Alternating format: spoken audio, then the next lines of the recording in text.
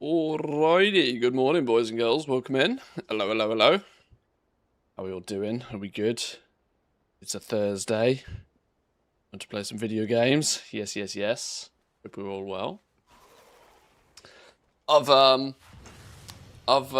been poking around in some Twitch settings, and you might have noticed that if you're watching on Twitch at least live, excuse me, I've managed to link the channel to the 24/7 VOD channel, and so it shows up and has, I don't know how it works. I'm playing with settings today. I'm testing stuff. If I like it, we'll keep it. If I don't like it, I'll sack it off. I often raid into the 24/7 VOD channel at the end of the stream if there's not like somebody, actual live that I think is worth sending you lot to. But now I've figured out how to sort of like get it linked to the main channel in some ways. I don't know how it works. We'll see. We'll test it. We'll play with it today. But it's time to finish the delves. We should have a new rotation of delves. Have we got any good ones today? Please be some good ones. What do we got? Shadow Enclave. The Mirror Shine. Oh, I hate that one. That's really annoying. That might be the one I skip today. That might be the one I skip. For one specific reason, that this delve with the mirrors ruins my GPU. All of a sudden, I step into this delve and my GPU usage goes up to like 120%. Kills my game.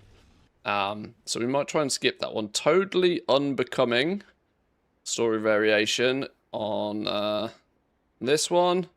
Twilight Crypts, Party Crasher, and we get the Glory Ring. The Glory Ring. Adopt-a-thon. We go play some football in the Glory Ring. Apparently, Ring of Glory stories. I still need open night. I've not seen that one apparently. We'll see. We'll see. We got some to do though. Some to do. What I don't have is keys to do these delves though, because of how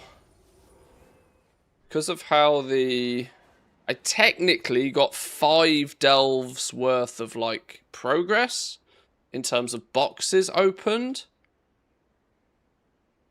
because of the done thing, but we only actually did 4 delves, and so how does this work from a vault progress perspective? You're not going to tell me because I haven't taken anything out of the vault yet. Okay. Oh, my choice on what to take out of the vault became a little bit easier yesterday, because I pulled a cloak out of time walking, which clashed with one of the options I have in my vault. So I'm glad I didn't take the cloak out of my vault now. This is why. This is why, if you care about inching your way up the gearing efficiently, you wait to take something out your vault until you've got all of the random stuff that you could get that week anyway. Unless it's something so ungodly, you'd be stupid not to take it. But it now means I am probably going to take this chest piece. Bow doesn't matter, right? Bow doesn't matter. We've got crafted bow. Not only do we have a crafted bow, we're going to upgrade that crafted bow to mythic quality. If not later this week, next week. Now don't need this. Now don't need this. The ring is still a viable option, but in a world where I would like to get hero gear in all of the tier set slots, so even if we don't get tier set, we can at least catalyst the hero equivalents. Makes this more important to me than a ring. Rings we can pick up casually as we go along. Although Zygor seems to think that that's a 23% upgrade somehow. Don't know where it's getting those numbers from, but sure. Probably because verse is worth so little to me. That's probably why. And yeah, this is just dead. Nobody cares about that one.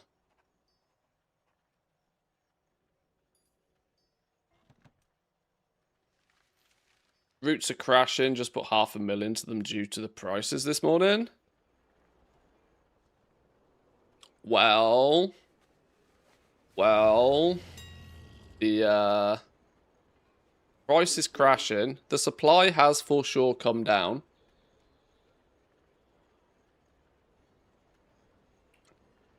A big chunk of them were definitely consumed or at least have disappeared off the auction house since yesterday. But the volumes are pretty plentiful, I would say, at this point. The volumes are pretty plentiful. All reports seem to be coming in showing that Mythic Plus is dropping roots like candy. Mythic Plus seems to be dropping a whole bunch of them. Now, these big triple-digit stacks of roots are guaranteed to be guys doing patron orders. The fact that there's so many different entries on the list, right? The list goes on for flipping ever, right? The fact that there's so many different price points, and yet there's also so many, like, triple-digit price points, is a clear indication to me that this is absolutely everybody that's coming along with their stack from doing their patron orders and are posting their stack. It's so weird how EU works. If you compare this list to the NA list, I can guarantee you the NA list will be completely, like, squished and condensed. In NA, it's way more... This, like, 1 silver undercut that you see happen all the time is an EU thing. In NA, they don't do it. In Team NA, they do just stack everything on top of one, and you get these massive, great big, like, blocks of, you know, stock, you know, everything at one price point, and then just a massive quantity of it. But there's probably 500 people all posting theirs in at that point. It's very much an EU thing to have it spread out so much like this. I don't know why. Couldn't tell you why. I've always suggested people do, like, 1 silver undercuts anyway. I don't think I have much of an impact on that, but it seems to be very... I see this all the time when you compare EU to NA lists of this stuff. But, yeah, roots seem to be coming pretty plentifully. Is that a word? I don't know. Lots of roots from Mythic Plus, let's put it that way. And now that people have had a week to get through the 2s, the 3s, the 4s, the Mythic Plus that probably doesn't drop much, people are now doing their 8s, 9s, 10s, 12s. People are sat at that point where it's, you know, the runs are dropping quite a few roots. And it will all add up. It will all add up. It seems odd to me that they've chosen to pump Mythic Plus with roots this time, but hey, it is what it is. How far am I? I know I've looked at this kind of like every day. We're inching closer and closer to it. Where's the Captain Tocker stuff? I'm like 800 points away. 800 rep away from getting the new fishing rod. I don't know. We'll see if we try and do that today. 400 is available for doing the daily quests, so maybe I just do the daily quests today and do the daily quests tomorrow, and then it's done, isn't it? That makes sense to me. That works. Co-streaming with yourself. Yep. Sometimes playing with yourself is what's needed. Welcome in. Don't take that out of context.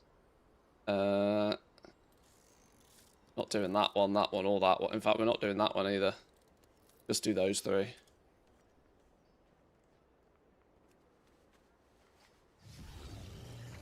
Oh, expired. Of course. Yo, people are having mailbox issues, by the way. There seems to be lots of reports knocking about of people selling stuff and it getting lost in the nether. The only thing I will say is historically, where the auction house is concerned, it does always catch up. It does always catch up. So if you've lost things seemingly to the nether, they do turn up eventually. but I can understand why it's a little bit daunting for some people when you expect to get something in your mailbox in an hour and it doesn't turn up.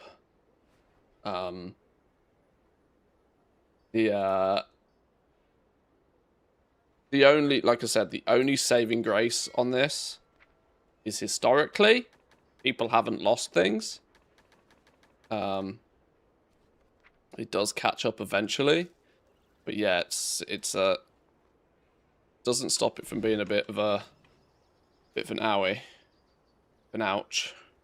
Cancelled a stack of 60 infused scale woven hide yesterday, never got it back, rip. Yeah, this is the problem. If it's a big chunk of change that you're dealing with, it can hurt when it doesn't do what you expect it to. But you'll get all your stuff back. I know people have been putting in tickets and stuff to try and rectify it, but I don't think there's anything that customer service is going to be able to do. It's just probably a backlog, I would imagine. I'm missing at least 10 million in sales from yesterday. Hope I get it today. Yeah. The numbers are going to get pretty big. I mean, GG on selling 10 million worth of stock. Fair play. I mean, first reset day. It was going to be a busy day on the auction house yesterday, wasn't it? Let's be real. It was going to be busy. But yes, I would have faith that you'll get all of your stuff. Knowing how Blizzard has tweaked their back end of the auction house stuff in the last few years, it's all there. It's just probably a monster of a backlog of stuff of transactions that they're going through. And if it gets stuck at some point, you know, that backlog just gets bigger and bigger and bigger and bigger and bigger, and then it has to work through and process them all. This is, I've always, wow, those are horrible, horrible orders.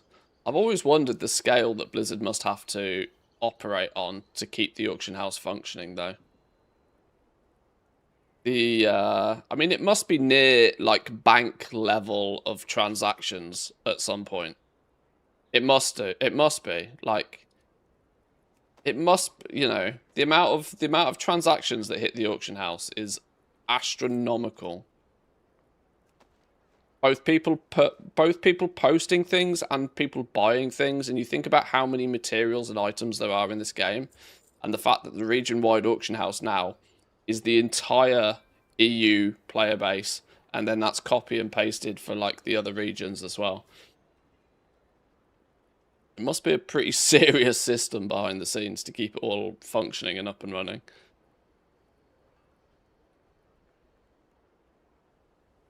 I'm sure it will come through. Always did in the past. Yeah, this is it. This is it. This is the peace of mind I would probably try and share with people, that historically, it's never lost. Only once do I really remember Blizzard ever losing something, and that was the Guild Bank heist. When we switched into warbands at the beginning of the War Within. Know that, you know, maybe highlighting something like that is not it's not great for people, but as far as the auction house is concerned, you've pretty much always got your stuff.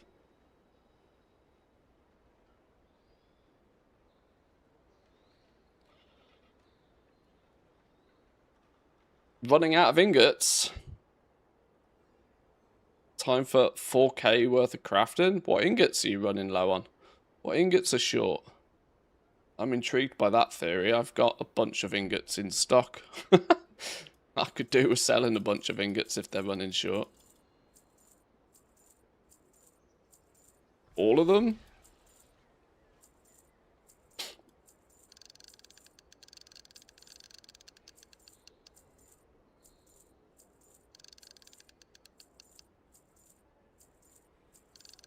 Boots crashing from 1200 to 980. Okay, Manthe. I mean, that's a 20% dip overnight. It's pretty substantial. It's pretty substantial, and there's no signs of it stopping when you look at it in detail.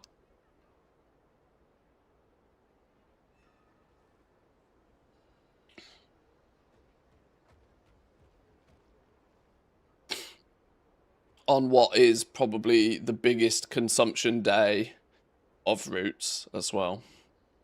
Gloaming went crazy, sold 70k. I'm out now too. Gloaming alloys. I mean, he's got a few of those. There's still a fair amount of them on the auction house, though. There's a fair whack of them. Pretty sizable quantities of them on the auction house. Ah, all the weapon crafting. Yeah, probably. Yeah. Yeah, people properly getting their 4 sparks.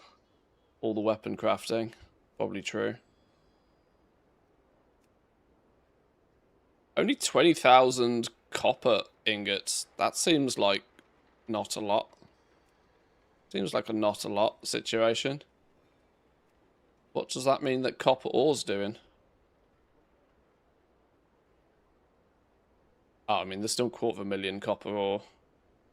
Still a sizable amount of that knocking about. People just got to turn it from A to B. Yeah, loads of the stuff. Look at the walls of it here.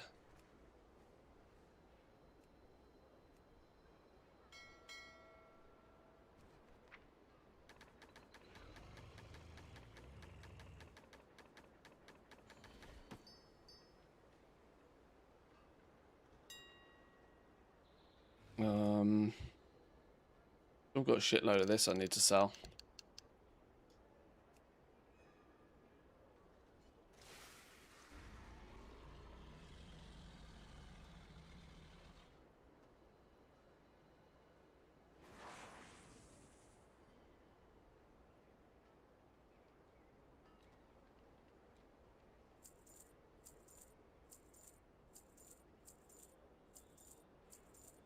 Right, that's everything back on the auction house. Now it's time to pick a delve. I'm going to let fate choose for me.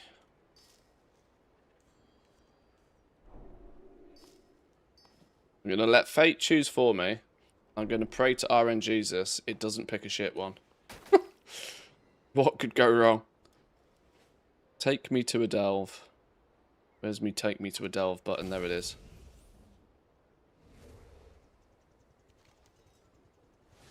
I'm gonna misclick and take myself to a Kazalgar delve at some point. I can see it happening. Those two buttons are too close to each other. Far too close together. Oh, you are taking the piss. Literally, there's a 1 of 4 chance. And I didn't want the Shadow Enclave, and it's given me... Of course it has. Alright. Fine. Fine. This is why you shouldn't leave things to chance. Yeah, I don't like this one. Not only is it kind of slightly annoying to mess around with the mirrors, ruins my graphics card for some reason. Yeah? What do you want? All the ray tracing and whatever's going on. Do not get on Gallywix's bad side. You hit a 0.25 chance, I'd say you're lucky. Agree to disagree. I definitely need my coffee for this.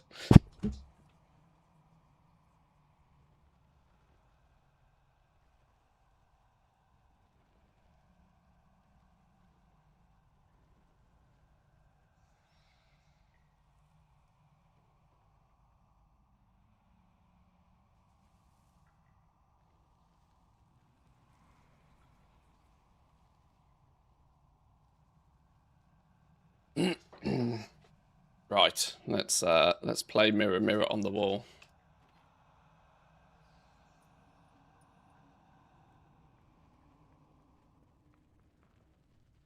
Are we meant to be able to, where are we meant to zoom this one? The big thing. There we go. Now take the portal. I remember now. I remember.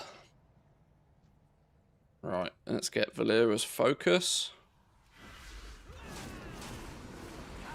And kill things. If we can get the delves done nice and quick today, I can empty the vault, and then this dude, for all intensive purposes, will be mostly done then. and I can have a little bit of a look and see what the alts are saying. Do we still want to pick up these curiosities manually? I guess I should. I got one of those highlight them all on the map things. There we go.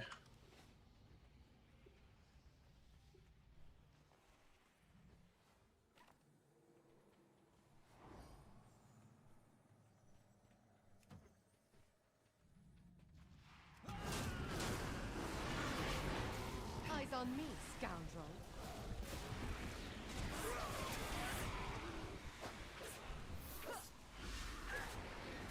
It's the race to world first seems to be tightening up now. I've had enough of your Method, Echo, and Liquid all 6 out of 8, right? Unless anything dramatic's changed this morning. Which is it's nice to see that there's 3 of them up there. Obviously Method have gave themselves a bit of a lead. I'm hoping that for the sake of the race, I hope that it wasn't just Method, like, you know, shooting their shot early. I hope that they actually have the legs to keep it tight at the end. I think that'd be good.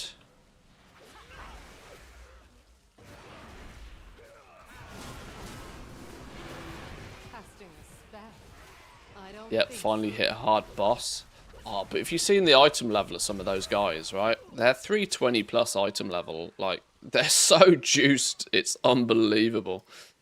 They are absolutely juiced to within an inch of their lives. Doing splits and even mythic splits is just like, oh my god. No, we can't thread the needle there. In that case, we'll just ping that one. Yeah, they're juiced within an inch of their lives. It's something absolutely ridiculous. your dance is with me. As long as Method beats Echo, I'm happy. I don't really have any affinity to any of the teams I particularly. don't think so. I mean, obviously, geographically, I suppose I should probably be behind one of the EU teams more so, but...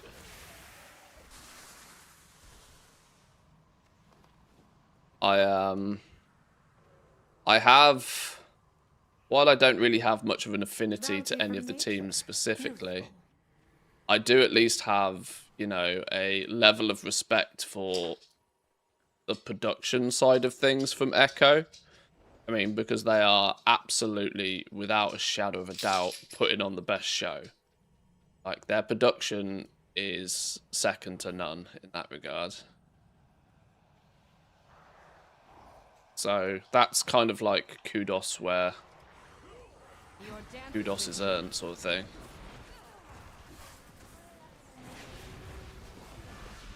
That's not to say that, you know, the other teams aren't doing a good job of that, but, like, Echo are take it down. doing a good job. Why am I taking so much damage? No. Why was I dying there? What was going on? Other than I just wasn't paying attention. Aren't you 320 plus? No, I wish I was. I wish I was. Pleb level 303. Ooh, cheeky. That was hiding. Right at the beginning.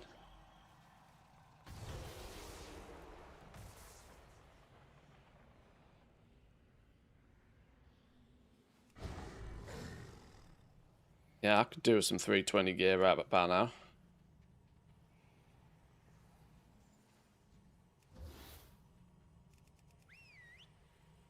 Your dance is with me.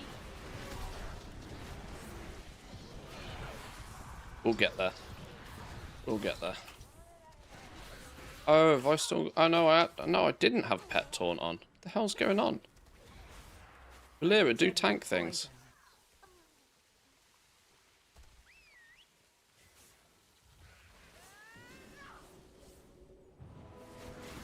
Silence. I've had enough of your tricks. Clearly pre-coffee this morning.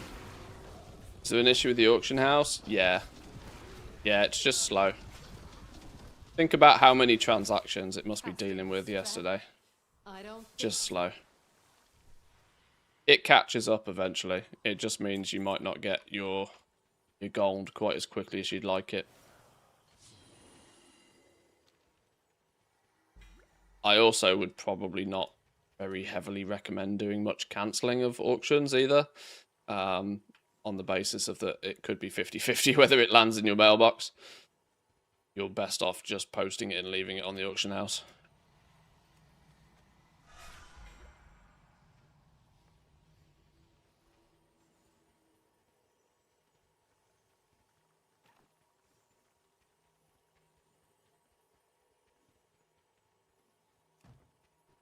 Ingot crafting is so slow. Only done 500 since I said I started. Are you cheesing it by doing it in Dornagon with the Weaver buff? Otherwise, yeah. Slow, slow, slow. Eyes on me, scoundrel. It's the same with cooking, isn't it? Like, producing feasts is like crazy slow. Haven't they disabled that? No, I'm pretty sure crafting in Dornagon is still the meta. That said, I'm not doing any of it myself.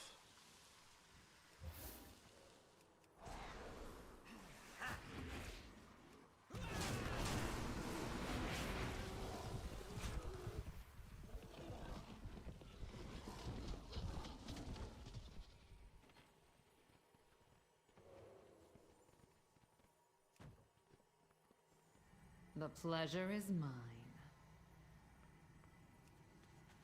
Petrified roots are down to 950. I mean, they're dropping from M+. And with huge quantities of people now doing the higher keys in M+, I would imagine this is where they're stacking up pretty hard now. The supply isn't, you know, getting completely outstripped.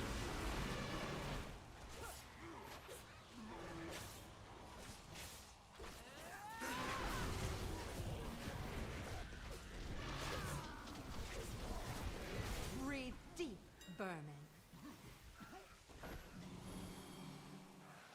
How many of these have we lit up? We need to take this one. Find that on that one. It's very linear, this delve, but messing around with all of these mirrors is...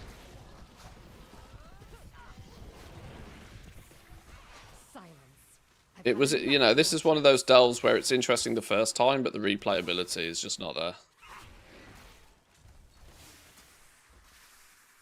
Doing all my patron orders in Dornagon fast as fuck. You probably have, like, I would safely say probably like better load times and server latency doing it in Dornagon as well, right? Surely? Because Silvermoon is bad for system performance. Like, I am barely ever over 20 FPS in the capital. And if you're also then trying to do crafting there, then that latency is going to slow you down real bad. That sort of general server lag of it just being like well busy. Dornagon might be the place to do most of your crafting, like, regardless.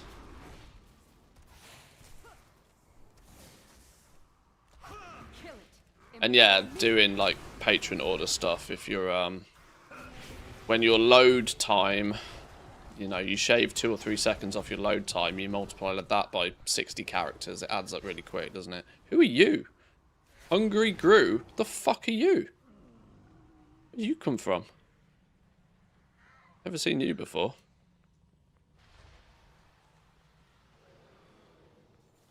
Okay, sure. I wouldn't cross me if I were you.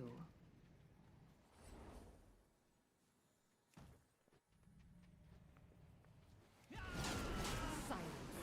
I've had enough of your tricks. What happened to Roots? Just more delves? No, they're dropping from Mythic Plus. And of course, with everybody now being able to have a week's worth of gearing in M Plus already, people are pushing higher keys, which is dropping. I've seen screenshots of people getting like 15 roots in a run.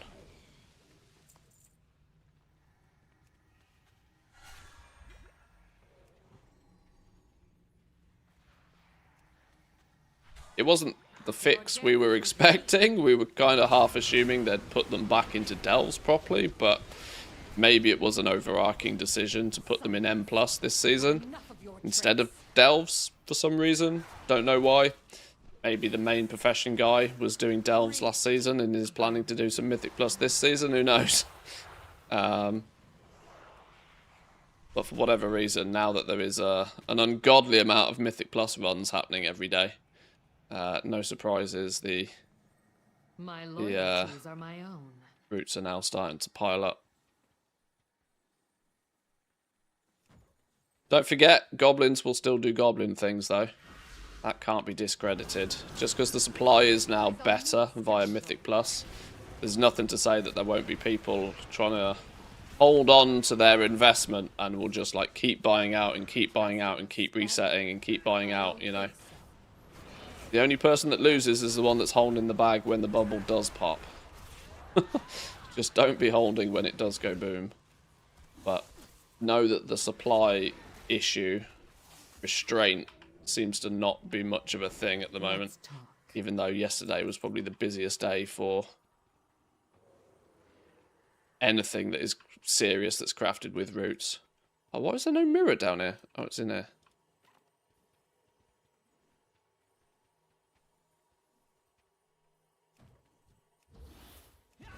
It's weird, isn't it? There's always one thing.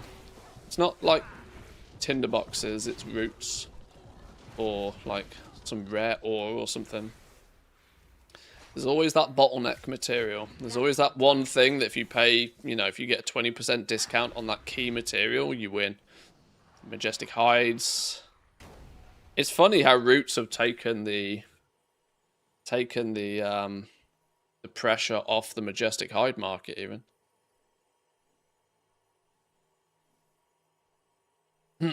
Oh, now we smelting? Oh, you went over to Dornagal. Okay, there you go.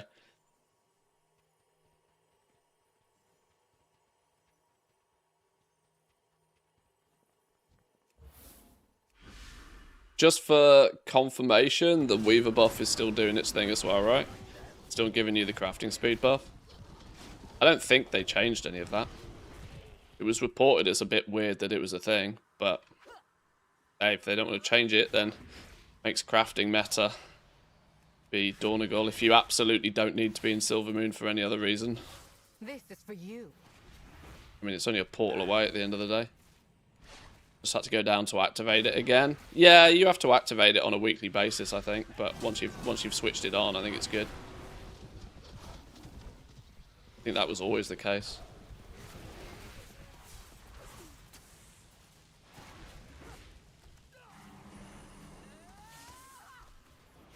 I'm just thinking, did I need to have done anything particularly clever in here? No, we're just nuking them, aren't we? I didn't find Dun Dun, actually. I wasn't looking, but I've got the bonus bounty box for the week, so after that, I'm not bothered. I'll find him, I'll find him. Casting a spell? I don't think so.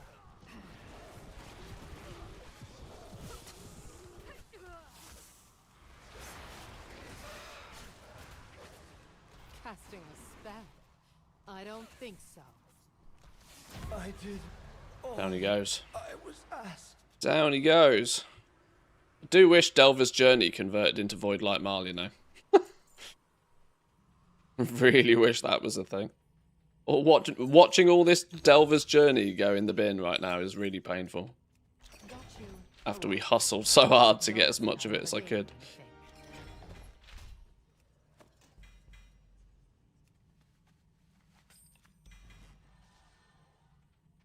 Alright, what did we get? Stupid. Veteran Trinket.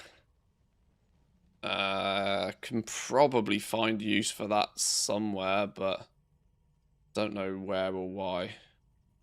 Delve Trinkets are historically bad anyway. Champion Leather? That can probably go to the Druid, although the Druid is accidentally becoming my most geared character.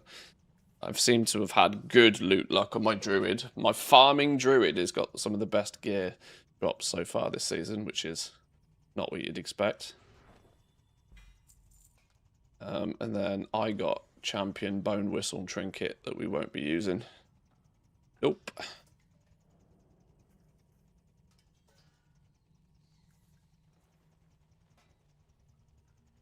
Well, use for somebody, but we didn't get the bonus hero piece we were looking for.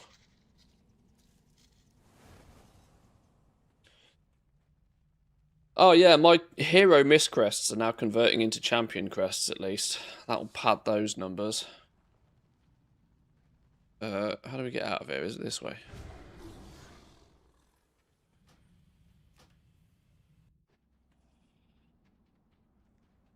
Right, next one. Oh no, shit, you know what I didn't do before I came out here? I didn't go use my undercoins to buy 2 more keys, did I? Dum-dum. Right, half back.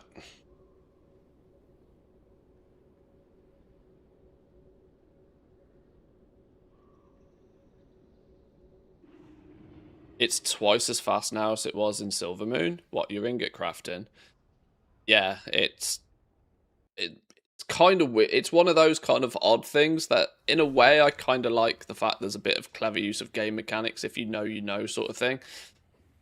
Showcases, like, you know, if you've got past experience and past expansions, you do get a bit of a crafting speed advantage is like one of those questionable advantages in the first place. Nobody out there is doing it for 24 hours straight in the first place, so it's not like somebody is actually getting a mass production advantage over somebody else. People are only doing it in short batches, in theory, but it's at least it's both nice that there is a buff to be had, and it's a know if you know you know kind of thing, but it's also does feel a bit odd that they've just kind of left it and it works, and it's, I don't know, 2 minds about it, to be honest, but anything new to Blizzard doesn't seem to care, so no reason for me to care that much. Don't forget to buy more kit. Hey, thanks, man. Appreciate it. On the ball there. Spending all of these on keys is also a bit icky. Then again, I suppose in theory I should probably just merge all of my undercoin onto this main character and just do bountiful after bountiful. I should just max out my bountifuls, shouldn't I? In theory. I don't particularly want or need the gear on my alts, you know. I can funnel all of my undercoins to my main to just be able to do way more bountiful delves for way more chances at bonus hero gear. Kind of similar to the Dragonflight aerated hands flasks. That's been nerfed though. They've changed that now. After an entire expansion of it working perfectly fine in the War Within, they were like, you know what? It's midnight now. It's time to fix that. Maybe maybe the Weaver buff will stop working in the last Titan. Who knows? To be fair though, purging all of my undercoins in order to get chances at more hero gear is quite wasteful when there's actually lots of collectible stuff I do need with the undercoins still. 19,250 needed to buy the rest of stuff.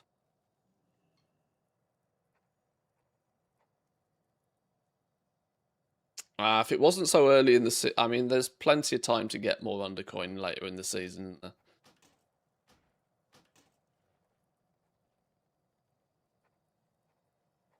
Oh, wait, hang on. Are the keys... Oh, the keys are bind on pickup. And are weirdly tagged as unique? Why are they tagged as... Oh, these probably have different item IDs behind the scenes, don't they? Yeah, look. 263-188. 263-191. They've got different item IDs behind the scenes, so they can both be classed as unique, but you can only pick them up one. Okay, so I can't even purge all of my undercoins from my alts onto my main to do more keys anyway. 8 is literally the maximum you can do in a week. No more. Just dare somebody have too much fun. Let me know what you find. Okay, that's fine. We're all good. That means we can do 2 more bountifuls for the week, and then we can empty the vault.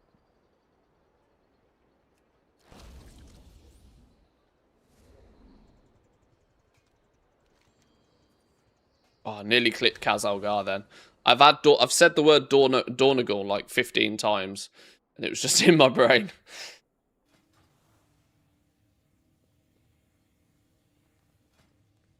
We're doing the glory ring. Let's penetrate the glory ring. You're here. Good. Animals rescue. Shit defeated.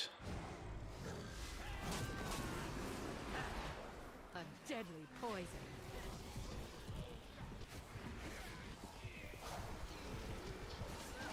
Why is me cock doing damage? Silence. I've had enough of your tricks. Not doing any damage anymore, he's dead.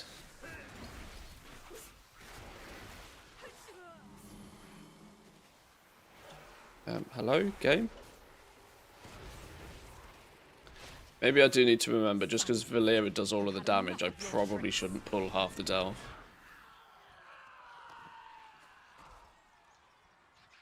Oh yeah, we got to chase these little fellas. These are not as easy to chase, are they?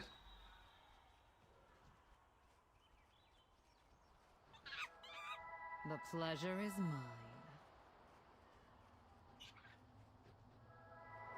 If you have click to move on, these are probably easier. Thinking about it. Silence. I've had enough of your tricks.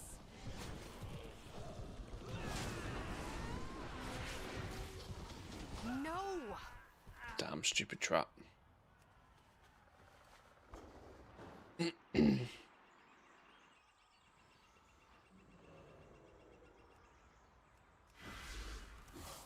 Eyes on me, scoundrel. This is the thing, I'm not really paying all that much attention to the delves now. I'd literally just YOLO send them. Silence. I've had enough of your tricks. Ow. Ow. That hurt. Don't do that again.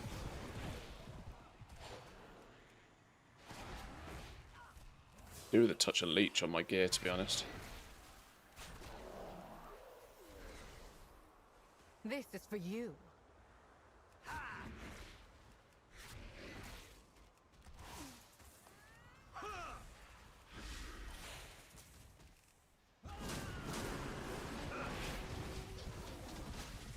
A deadly poison.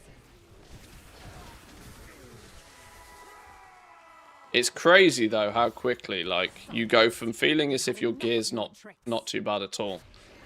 I mean, comparison is the thief of joy, right?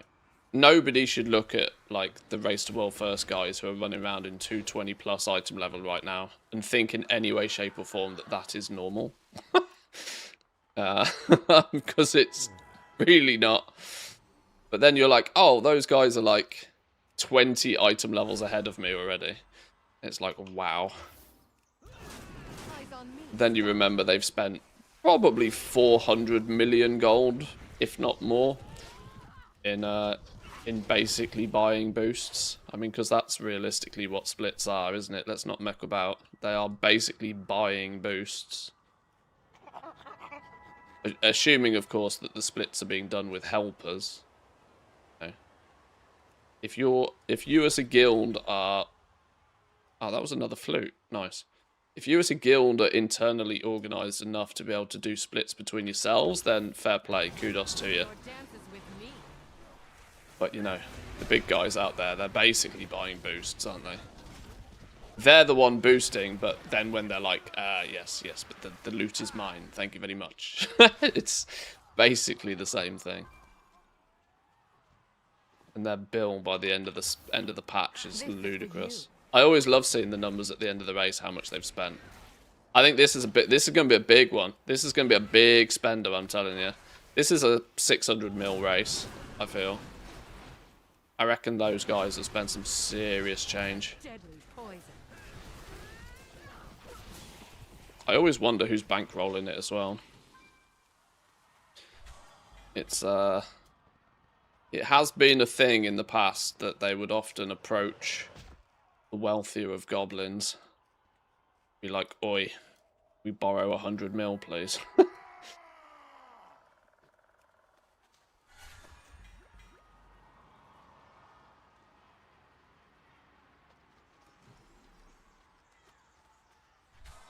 Goblins will take your kneecaps.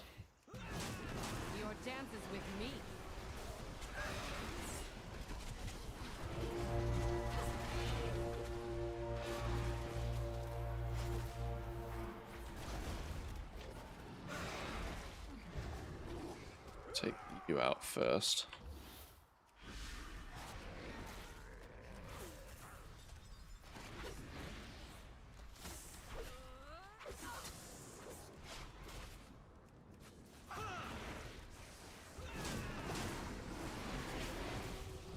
Oh, I meant to stun that before it goes off. Deep burning.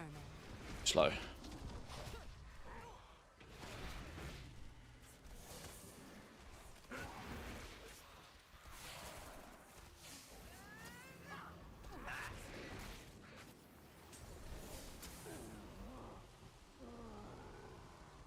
And now we can take out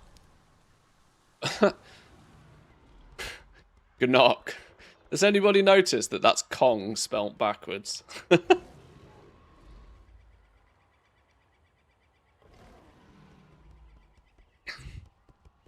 I wouldn't cross me if I were you. Because of course, you know, That's trademark's a thing.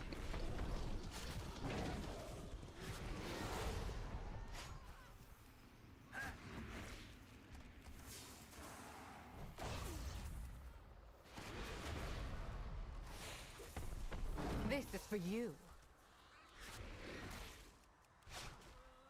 Come on, where's me? There they are. Bonus, damn.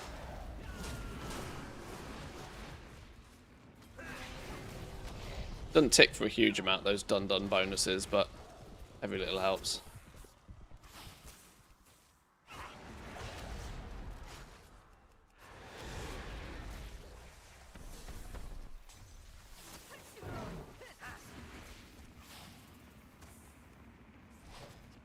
I did obviously I did this off stream, but I did an LFR run on this dude last night. 4 bosses. 4 bosses. Right? Not only did I not get a piece of tier, a piece of tier didn't even drop. I was like, great. I didn't even get the chance to lose a roll on tier. Straight up didn't drop. Wait, where's he cut? Why is he back again? Hello? First they're paralyzed, then they die, and the big monkey's down. What is this? He got knocked down, but he's getting up again. You're never going to keep him down. He get knocked down, but he get up again. You're never going to keep him down. Oh, I do like that Blizzard has a sense of humour.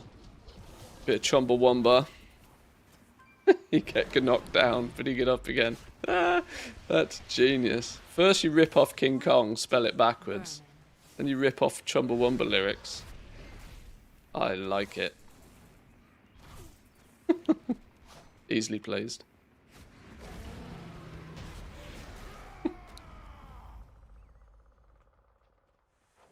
What's the deal with the polished Amalite recipe? Good question.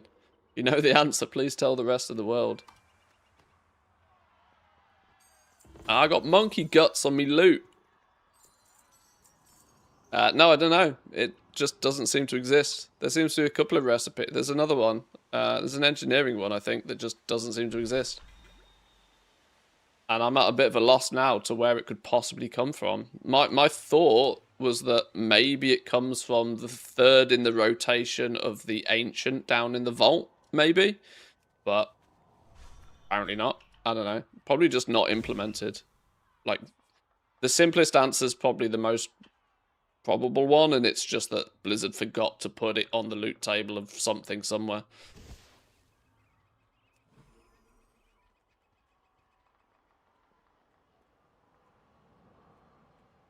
Because you might have noticed it doesn't really feel like they did much quality control on this patch before they pushed it. So getting the loot tables right for profession recipes probably wasn't very high on their list, unfortunately. Right, what do we get from this?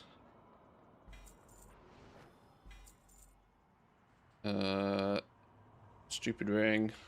We only got a champion piece. We didn't get a warbound champion piece, nor did we get... Didn't get a warbound champion piece, nor did we get a bonus hero piece. Know what they are? They're part of the Dun Dun Curio. Much like when you no, don't flipping now. Much like when you do the abundance, Blades are ready. it's the Dun Dun Curio that drops them. It's a little hard to see, but they spawn like little bombs that drop on the boss. The quantity of them, I think it's like 6 little bombs that drop per ball you pick up. Once you've got the Curio at Epic, it actually does okay damage. They seem to hit for like 5k each, roughly 4-5k each, which times 6 of them.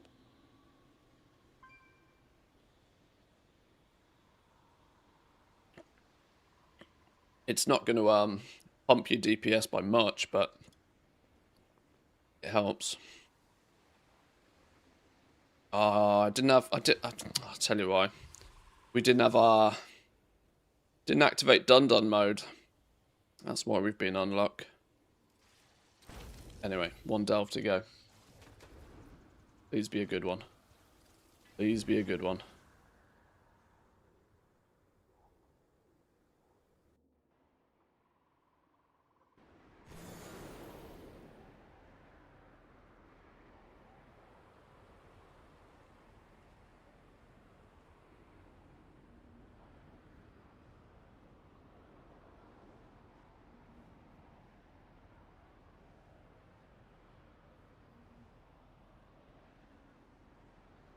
Okay, right, where do we go?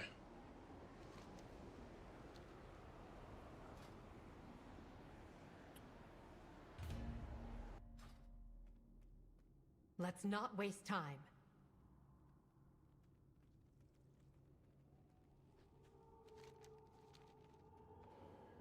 Be more clear. Luckily, I just pick up anything anyway. Yeah, it's the it's this one, Dun Dun's favourite, that's dropping them.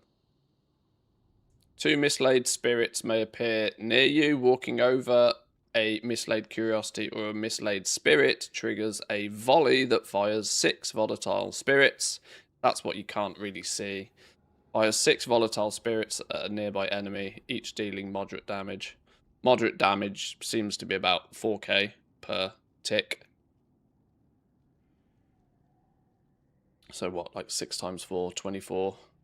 24k damage for each one you pick up. Interest you on a pint? Up with you.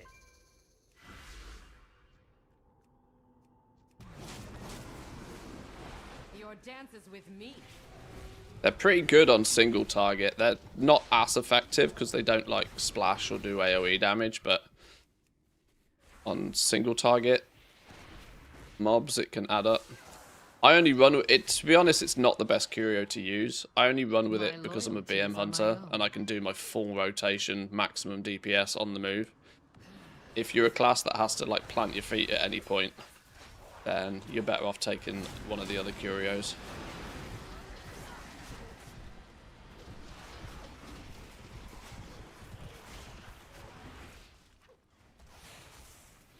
This is for you. Yeah, I can just run over that and it does the same. I'm actually past the point of caring about trying to get roots from these. I'll just run over them now if I see them.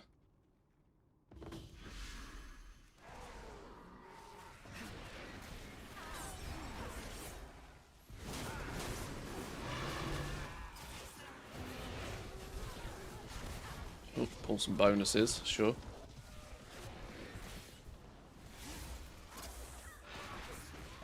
Silence. I've had enough of your tricks.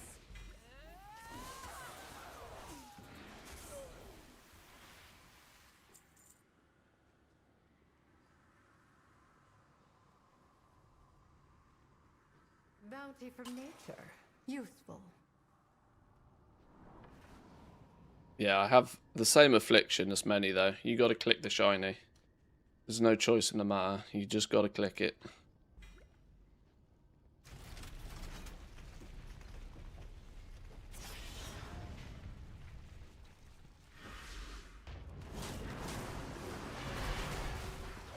Silence. I've had enough of your tricks.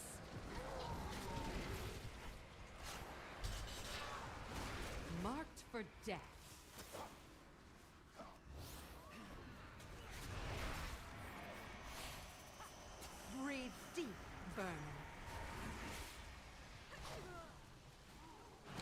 should finish killing the last mobs before I try and kill more, but...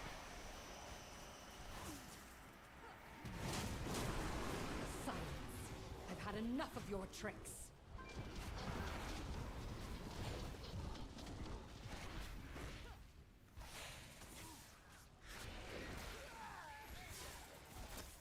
Get anything good? Poisons your blood, causing creatures that attack you to occasionally take nature damage. That's not really going to apply, because I'm doing my job properly, nothing's hitting me. That's the plan, at least. Curio in there. Urn inside of an urn. Russian urns.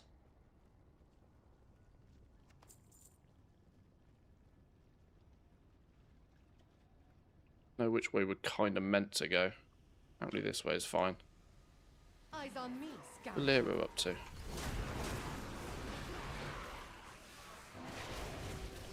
Well, she went that way. Got mind of her own, Valera, in this delve. Jesus. She just pulls what she wants. This is for you.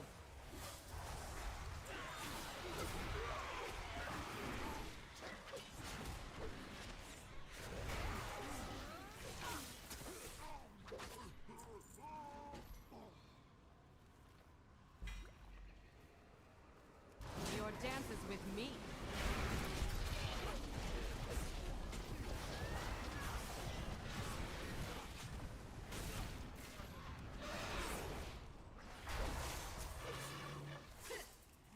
What's my play with catalyst charges? I guess the right thing to do, albeit not the best thing short term, but the right thing to do is probably not catalyst anything until I'm at the point where I can build my 4-set. Right? That's clearly the play. Because otherwise, you'll spend a catalyst charge and then that piece of tier will drop for you. That's just kind of how RNG works, isn't it? Take it down. So although it's going to be a bit of a feels bad to sit for longer with not a single piece of tier on this character, it's probably the right thing to do. Get 4-piece ASAP, but yes, yeah.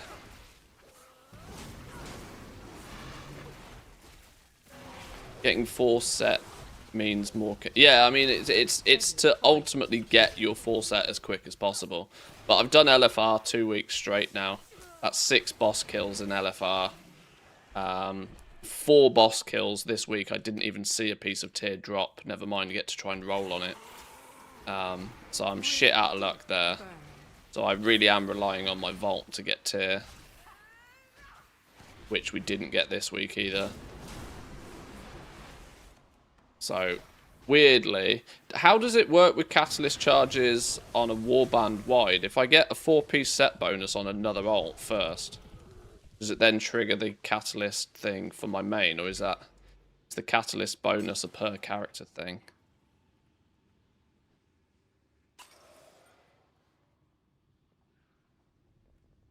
Yeah, I did Alderweir yesterday as well. It's per character. Yeah, that's what I thought. Unfortunately, my main character just feels as if he might be a bit scuffed this season. I'm in combat with Summon. Let's pause to refresh ourselves.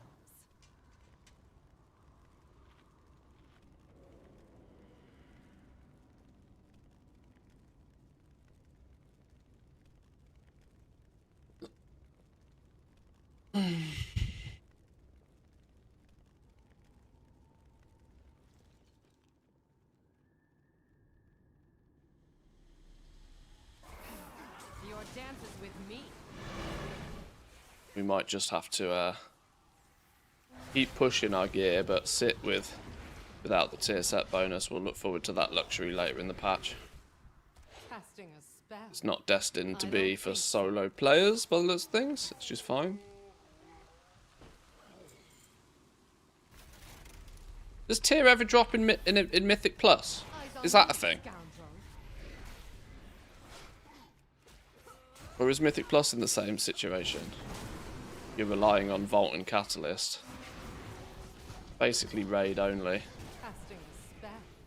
I don't think so.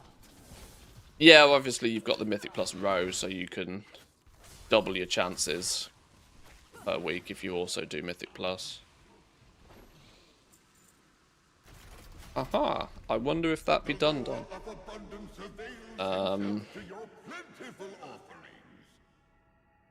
Just give me Void Light Maul. I don't think there's ever a point I'm not going to take Void Light Maul at this point. Never, ever, ever, ever, ever do I think I'm going to not need Void Light Maul for something. Your dance is with me.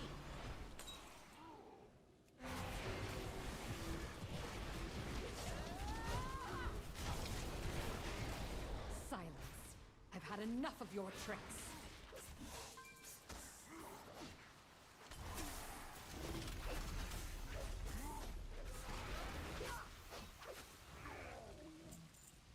Halfway done with the ingots. 1k profit with resin multi, or 10k profit.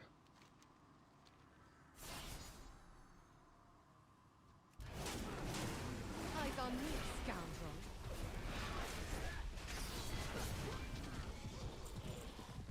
This is the thing for me nowadays with like 10k profit. I mean, 10k profit's 10k profit. You can't argue it, right? Like, profit's profit. The issue I have, realistically, though, is you are somewhat forced to boil that down to a gold per hour metric with mass crafting now. Sure, you've made 10k, and I'm not going to knock the fact that you're 10k richer than you were half an hour ago. But you've spent half an hour not being able to do anything else on that character. It's locked your account down from going and doing anything else for that half an hour. Now, of course, I know smart goblins, you know, offload those tasks to, you know, bonus accounts, but bonus accounts are also not free. Your dance is with me.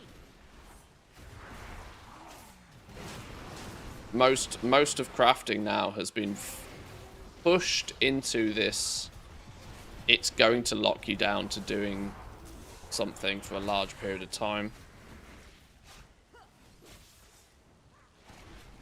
Check when I sent my 4K message. Now you get the time frame. When did you send it?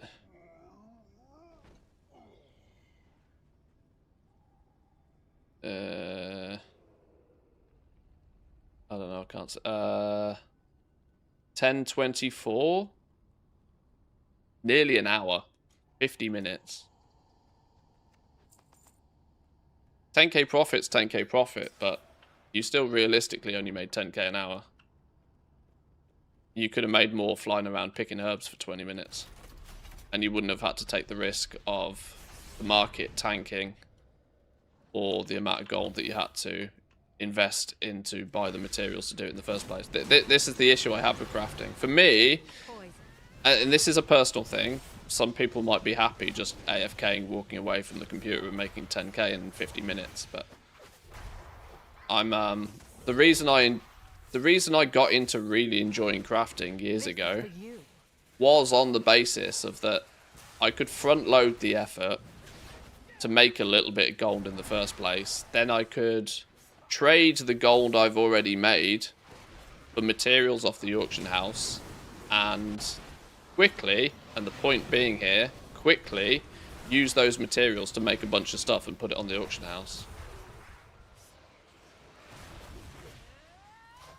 The issue is with crafting now is it's to do mass crafting on the region-wide auction house, you're basically farming in disguise.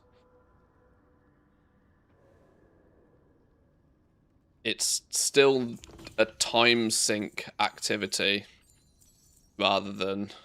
Because this is why Trade School Master became so popular. Trade School Master became so popular because they built a system where you could take your profession, quickly scan all of your recipes to say what was profitable, put the profitable things in a list. They then went one step further to make the gathering module in TSM so that you quickly got a shopping list of shit that you needed. It then tried to optimize and speed up your ability to go and get those things. People like me optimized it so far as to say, right, I don't care if I own any of it elsewhere. I'm just going to buy it all off the auction house. you would spend 5 minutes buying materials off the auction house, and then you'd just click craft next a handful of times, make a bunch of shit, and then put it on the auction house. You could take an entire profession, which obviously building the profession, getting the recipes, leveling them up, that was meant to be the fun aspect of it. You level up your professions, you get access to the recipes, but then you can, in a space of 20 minutes, spend 200,000 gold to create 300,000 gold worth of stuff. And then all you're really doing is you're putting it on the auction house, and then you're walking away. That was the fun thing for me. You put it on the auction house, you've increased that 200,000 gold that you spent to 300,000 gold, and you got to walk away, and you did it in like 20 minutes. Now, that's not making 100k an hour, because you've still got to sell the stuff. But the point is in like a 20-minute window of focused activity, you could then quite happily post it on the auction house for 24 hours, come back the next day. You could condense your goal making into short burst activities. And that was really enjoyable, because it meant that over a period of time, you could build up your capital, meaning you could do more of those burst activities. That burst activity today is concentration. And you scale concentration. You just, the problem is the burst activity doesn't go very far. It's very, very profitable for the 30 seconds you log that character in. But the only way to scale it past, is to have 50 ults to do it. And then you have the problem of that you've actually just built in a high level of like monotonous repetition to it, which is where it's not really my jam anymore. Why I would much rather, shift focus to something like decor, because decor is about as close to my preferred method of dealing with crafting. I can farm the recipes. I can get my professions in order so that I can craft all of this stuff. And at least to a degree, I know there is the farming of the lumber, which is a time-consuming, a constant time-consuming aspect of it, sure. But I can still, if I've got the lumber, I can get the lumber in my, at my leisure. When you go around and you play the game, you can casually pick up the lumber. But it still means you can craft a bunch of decor, put it on the auction house, walk away. So it's more akin to the style of crafting that I enjoy. Less so this, I must stand at a forge for 50 minutes after spending probably 1 million gold on materials to maybe, if I'm lucky, make 1,050,000. It's just tough. It's the risk versus reward doesn't balance out. This is why I say I ain't going near any mass crafting unless there's 20% in it. 20% is probably going to produce numbers that would make it seem worthwhile doing. Any less than 20%, I'm not going anywhere near it. Not touching it with a barge pole. Another champion trinket. It's a good trinket for me, to be fair. It's a good trinket for me, but it's only on the champion track. Which means it won't have the legs I need it to have. Long term, at least, anyway. That, though, is my 8 delves for the week.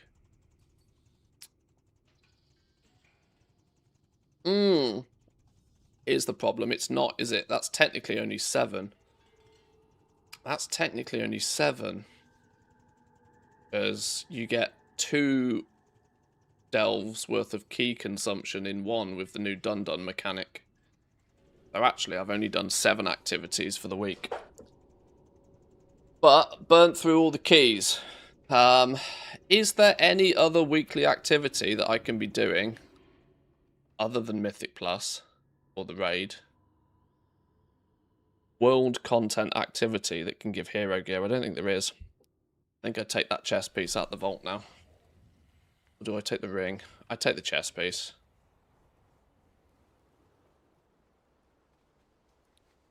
I did the time walking stuff yesterday. World boss only drops it if you do it on mythic difficulty. No, I think I'd take something out the vault now. It's relatively safe. There's a few other things I can chip away at, sure, but at this point, if we get a clash, then, well, we put a conservative effort in. Question here is, do I take the chest piece? So I've got it. Do I take the chest piece so I've got it, and it's just like one slot done? Or do I take the ring, because I actually need 2 rings, and I'm unlikely to get another hero ring that would replace this one? Straight away, at least, anyway. I've actually still got a bit of a 50-50 choice here, don't I? I mean, stats dictate that I should probably take the, that I should probably take the...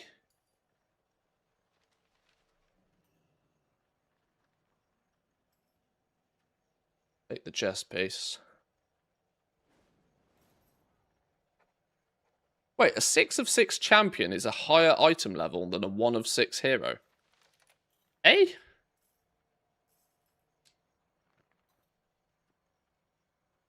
How have I not noticed that before? Right, sure.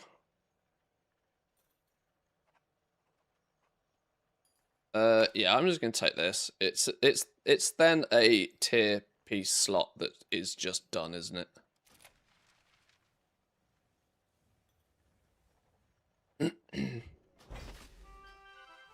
and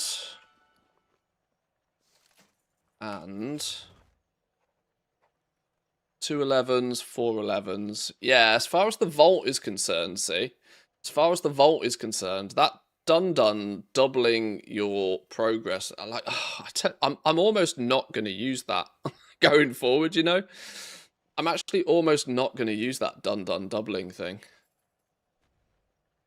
because it just throws all of my my vault out of sync. Because now I've used 8 keys, but I've actually only got 7 keys worth of progress in the vault. 7 delves worth of progress out of the vault. So I have to go do another tier 8 plus delve anyway, just for the vault slot. So I haven't really saved much of anything. Probably not going to use that done trick anymore.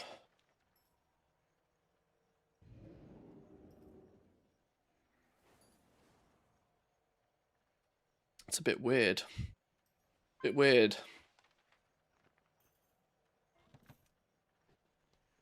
Can put that chest piece on, but we need to upgrade it first. Be able to upgrade it to 2 of 6 for free. This world is vast and wondrous. That for free. Fair skies and strong winds. Okay, so I definitely have the need to upgrade some of this. Where do my crests allow? Oh, Jesus, I've got no champion crests. Oh, that makes it difficult. That makes it difficult. I was going to try and push all of my champion gear up, but I haven't got any champion crests. I can convert up the veteran crests. The skies call Now. to me. That... Oh. Oh, no, yeah, that's the veteran. Let's convert all of those up. Until next time.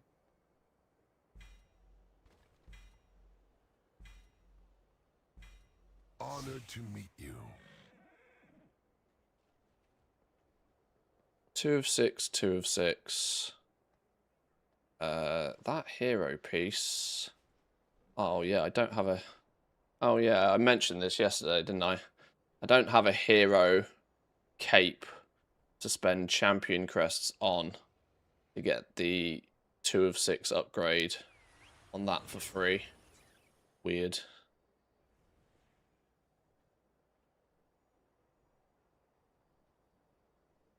that the same with my legs? Yeah. Yeah. I'm going to have to spend hero crests to level these up when I should just be using champion crests. How many champion crests do we have? 75. Oh, that's literally only 3 levels of upgrade, isn't it? That's nothing. Oh, and I'm actually only 5 crests away from the seasonal cap on champion crests as it is. That means I don't really get much of anything leveled up properly. We kind of are where we are. Hero crests? We can send hero crests on summon. I guess...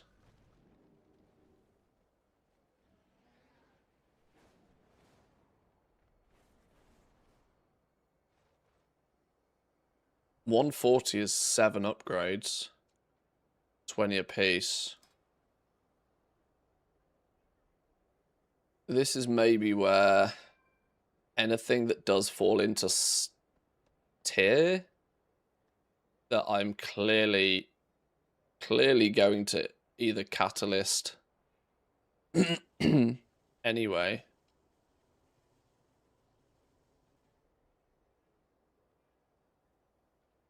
I have shoulders. Helm is champion.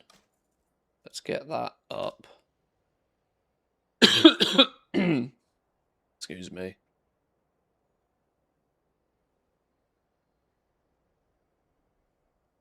Yeah, from this point on, I'll just use my myth crests to...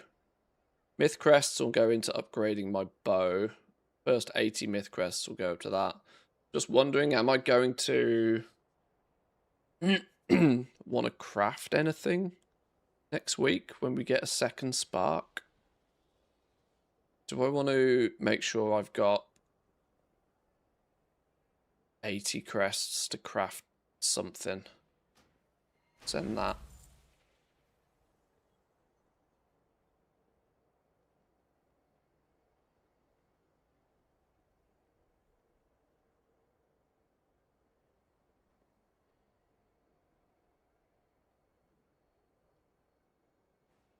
Where's my other hero gear? Belt.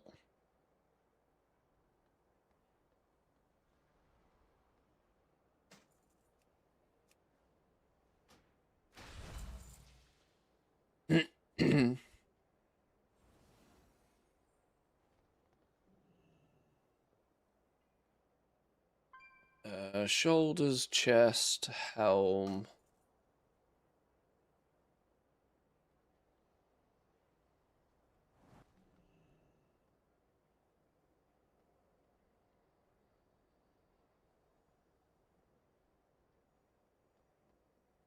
I will leave that as it is. We'll leave it as it is. I'll save a couple of champion crests to...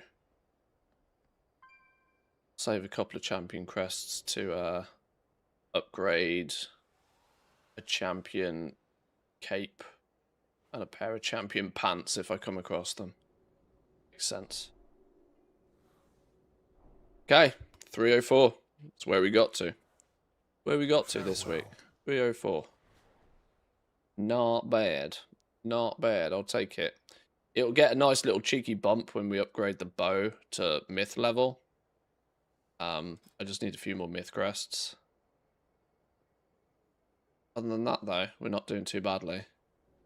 I can convert all of these adventure crests into hero crests, into veteran crests, but the seasonal cap is going to screw me over here. So I'm just not going to bother doing that yet. Wait till the caps get lifted later, and then we'll just urge everything up to myth crests. Nice! Nice!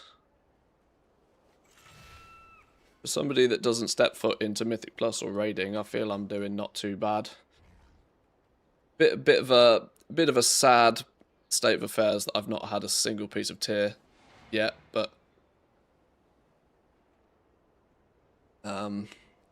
in theory, I have got both chest and legs that could be catalysted to make a piece of set, but that's not going to benefit me anyway.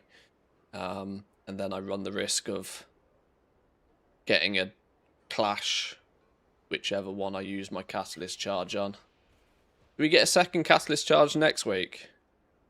Is it possible for me to get Tear Out the Vault, something from LFR? I can't go 3 weeks in a row without getting a single piece of tear from LFR. That'd be real sad.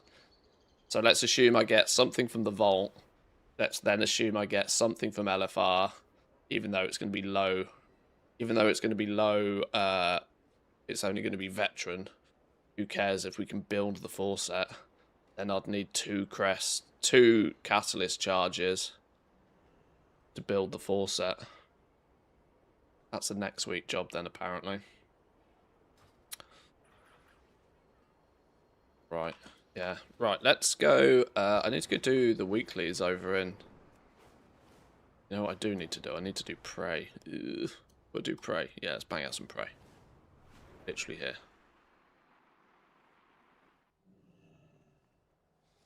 If you time all 7s, you get another catalyst charge. So then you don't need the LFRPs.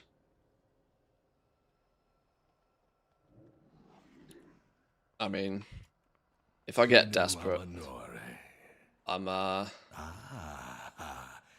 it frustrates people at this point, and I know it does, that I practically refuse to do Mythic Plus. But I just cannot find enjoyment in doing it. Like, that's the simple ass.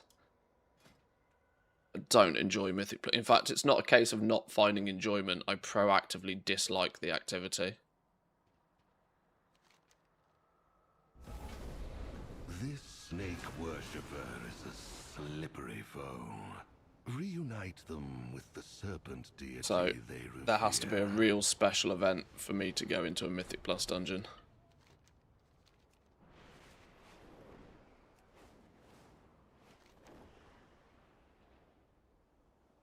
Where is he? There he is.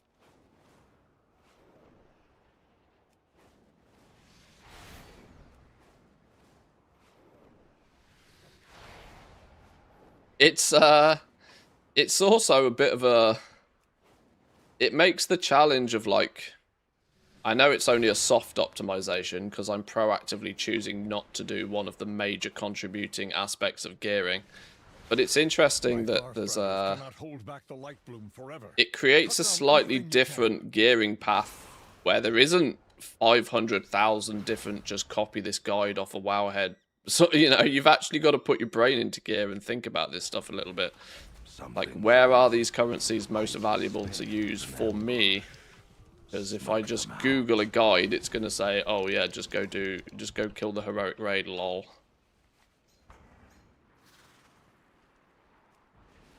It's, while I know, I'm very aware that I am kind of artificially handicapping myself doing it this way. There's part of me that kind of likes doing it in my own special little way. Don't touch Mythic Plus either. There's a lot of us about. Well, I'm sure there is. And I'm sure there's... While I know it frustrates the people who are more than happy to just go do Mythic Plus, and they're like, why is this idiot just not doing Mythic Plus? I at the same time, do believe that there's lots of people that are like, oh, it's, you know, somebody's trying to figure this shit out without having to venture into that world.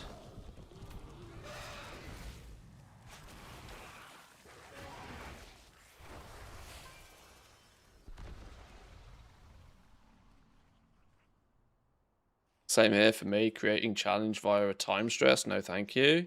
I mean, naturally, I think there's probably a lot of us in a similar situation here, yeah.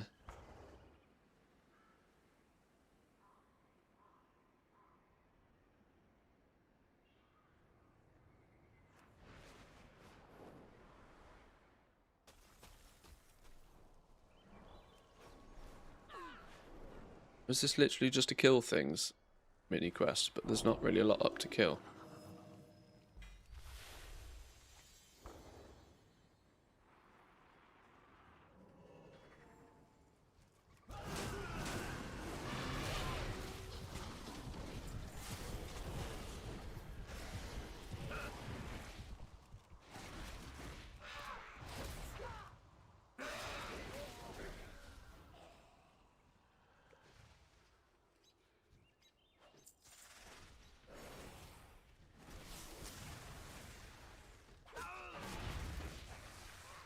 all I care, you can try and gear up using pet battles if that was possible.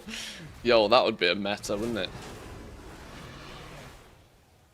Unironically though, leveling your ults used to be pretty efficient via pet battling. It's not really a thing anymore, but when they made it so that you could get experience from pet battles, there were some people that just like basically AFK'd the whole process.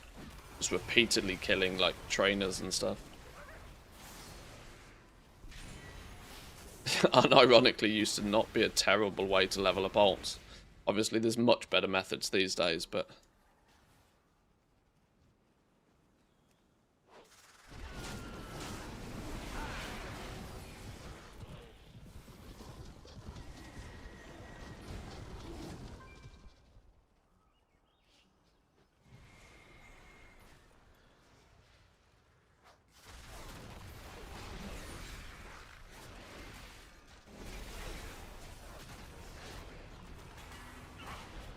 these torment stacks seem to happen. Are these still 1 stack a minute?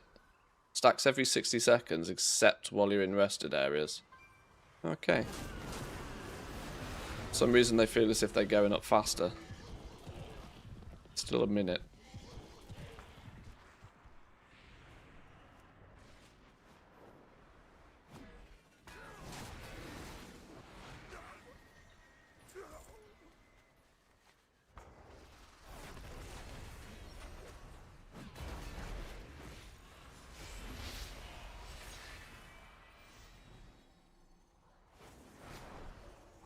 %. Get the tag. Should do us. They thought they could get the better of us.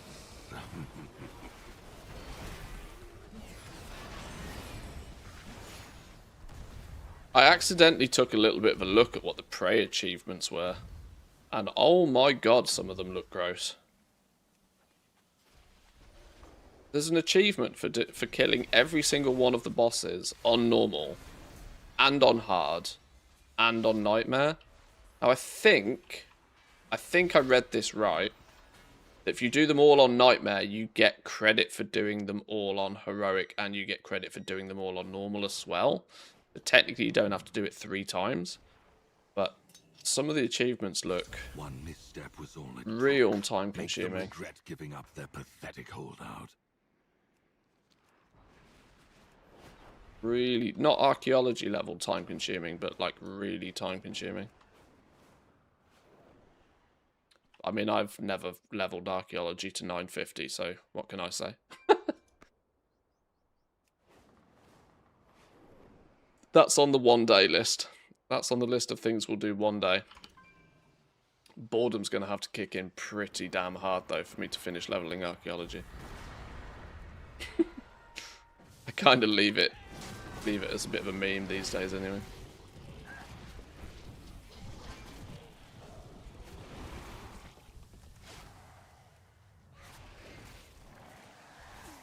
I was far too busy in BFA to be doing archaeology.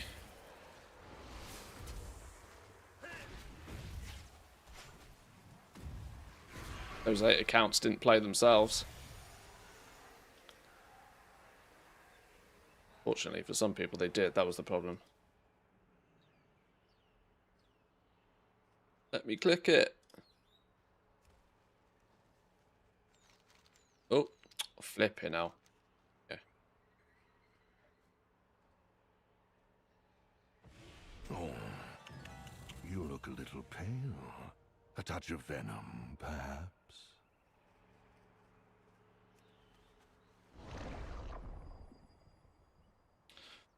Ah, does Nightmare Prey count as a tier 8? It's a tier 8 delve activity. Oh, okay, that sort of semi-solves the vault related issue. Yeah, there we go.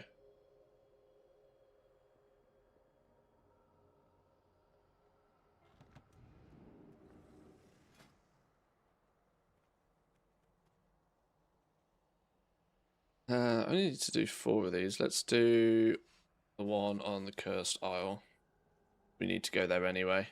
I'll do that one last because I need to go to the Cursed Isle to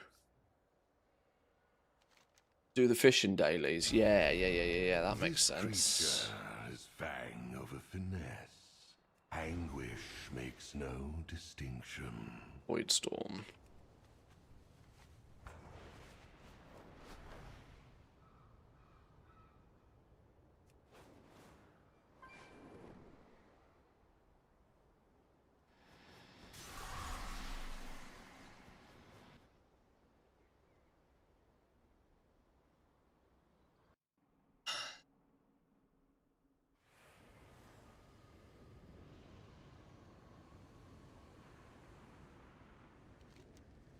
Shiny fish.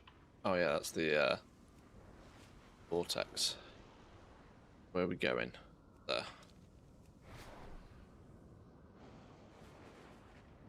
Oh, it's been a while since I've been in the Void Storm. Tell you what, this is the one zone that I've yet to do ATT stuff in.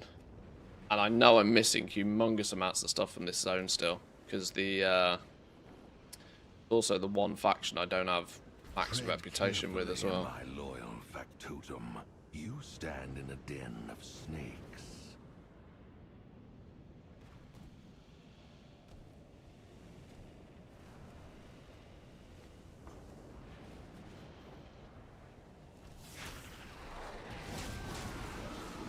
Spent enough time doing skinning out here at the beginning of the expansion for me to it ended up being 4th on the list of zones I wanted to, like, quote unquote complete before season 1, and I just didn't get around to it. We got too distracted playing Palworld. It's alright. We'll find a time later on in the expansion to fully explore this zone for everything it's got.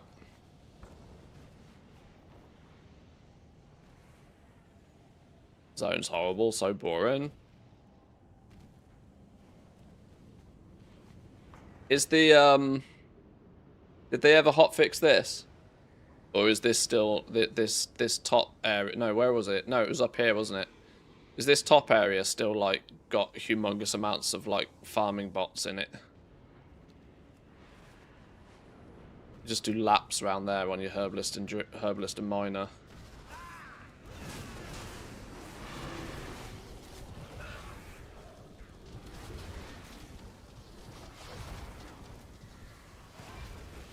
And then you get all of the alts logging in, killing a renowned beast, and then logging out for the two majestics here as well.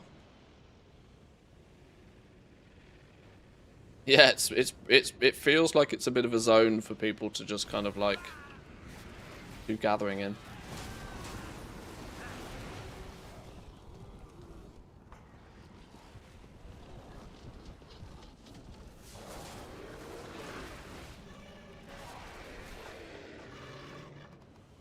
I'm clearly easily pleased, but I still think Eversong Woods is the zone of the expansion so far. I mean, the irony of that is that it's the one of the 2 zones that's just a remake. But it's the zone I am most happy to spend time in and do things in. See how they slither. You have done well. I don't know, maybe it's my inner blood elf, who knows.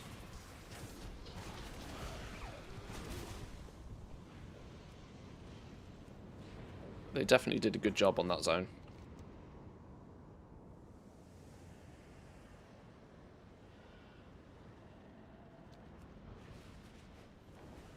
I need to find some traps now, I guess. Or kill some rares or something.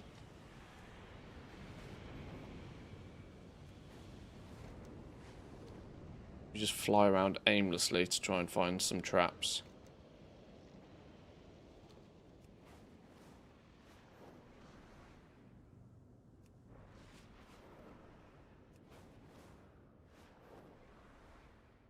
By aimlessly, I mean pick up lumber. That's the play. Yeah, I've not even really figured out what the, like, standardized gameplay loop is for this zone, to be honest. Like the what was it? What was the name of the zone last expansion right at the bottom? The Oh, brain. I just called it the Spider Zone, the entire expansion. I couldn't remember its flipping name. What was it? Ashkahet, that's the one. Ashkahet, once again. It's clearly got something to do with this colouring scheme. Like, it just doesn't gel with me. These dark, dingy zones. When there is the option to be somewhere else, I clearly, even if it's subconsciously, pick somewhere else.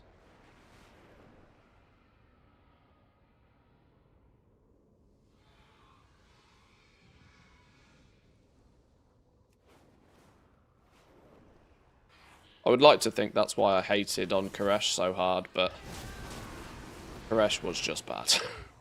It was just bad.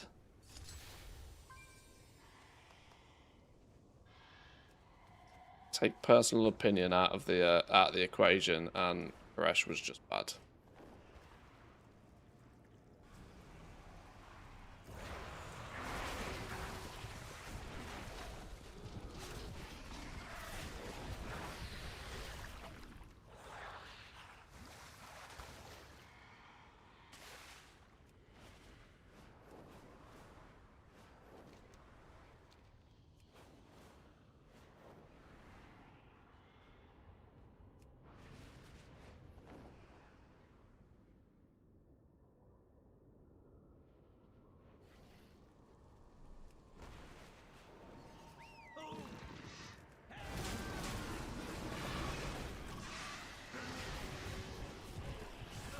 For me, it's the barrenness, which is weird because I kind of love desert zones, but this is just, get me out of there, take me to a jungle.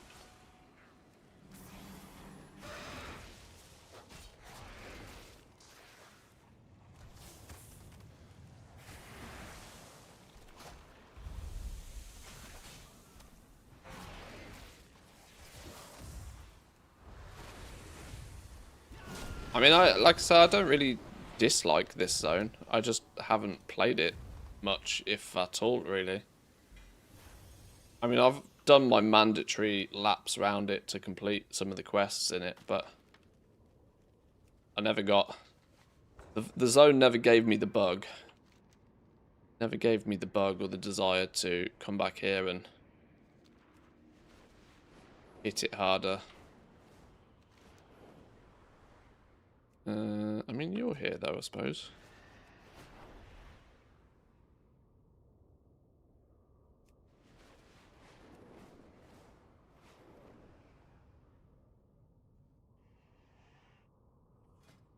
This creature is unlike anything we've seen before.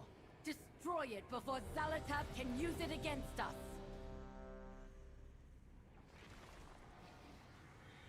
This creature is unlike anything we've seen before. Destroy it before Zalatav can use it against us. Nobody else here. Some people are coming.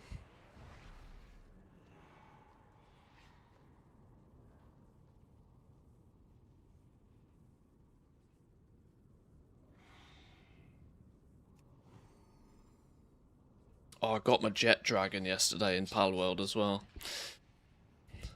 I haven't built his saddle yet,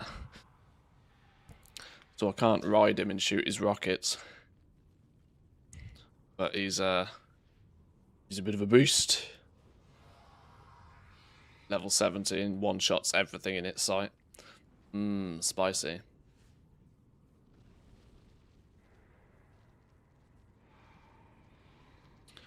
Just need to catch another one now so I can breed a few of them.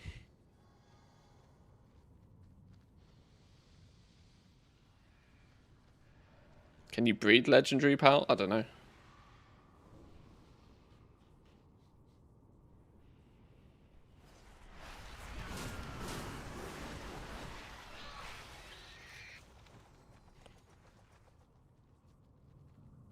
Come on, there's no way. There's no way we need 20 people to kill this.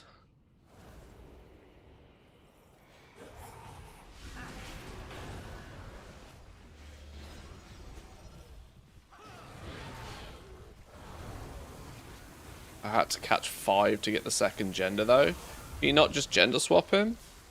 Or her? Them. Flipping pronouns, man.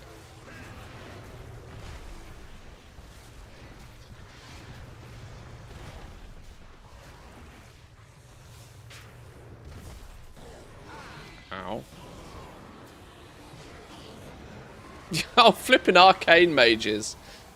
Flipping arcane mages, man. Prismatic bolt arcane missiles. Outrageous.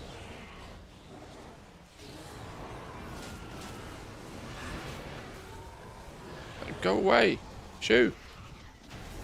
You have secured our fragile presence in this land. Binds to Warbound until equipped.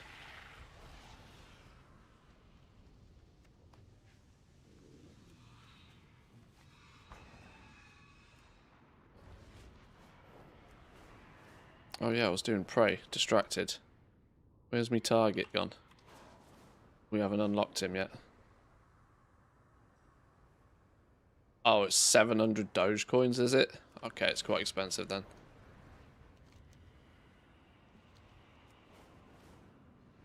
But how many flipping Pokeballs are you gonna burn through trying to catch 5 of him? Might be worth.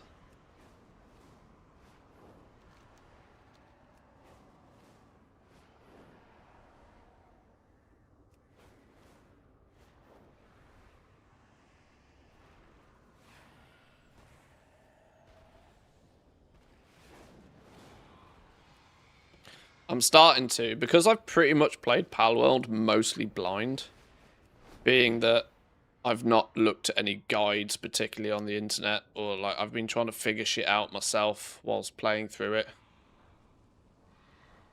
It's some of the key systems I'm only now really starting to figure out. Like I've only just found out how and where I get most of the passive chips from. So I did a bunch of arenas to get a bunch of the passive chips. Now I've got some slightly stronger passives that I can put on some of my pals.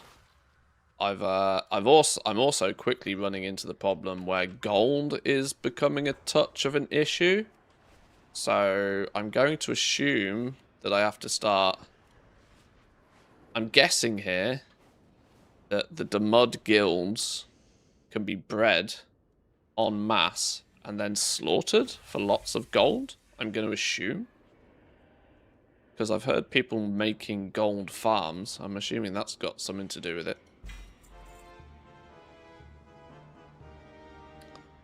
Champion shoulders? Wait, where the fucking hell did this come from?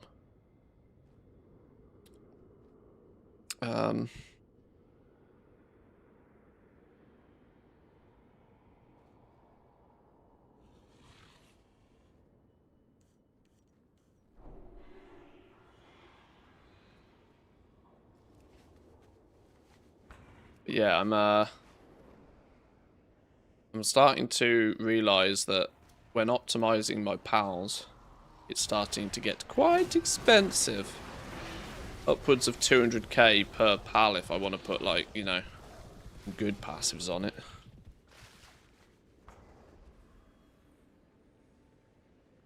I just have a base with like 12 ore pits of the different kinds and then just sell the raw ore. Sometimes I smelt them for slightly higher profits. Oh, I see.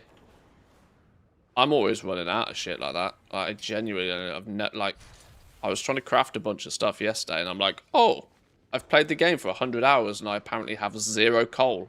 How the f have I got no coal? And so had to try and hamstring my way out of that problem.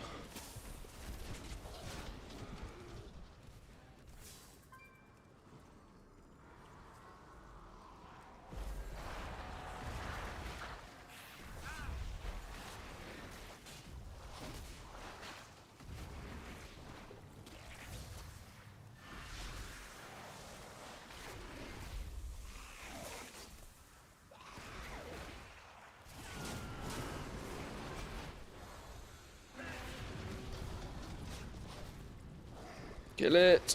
There we go.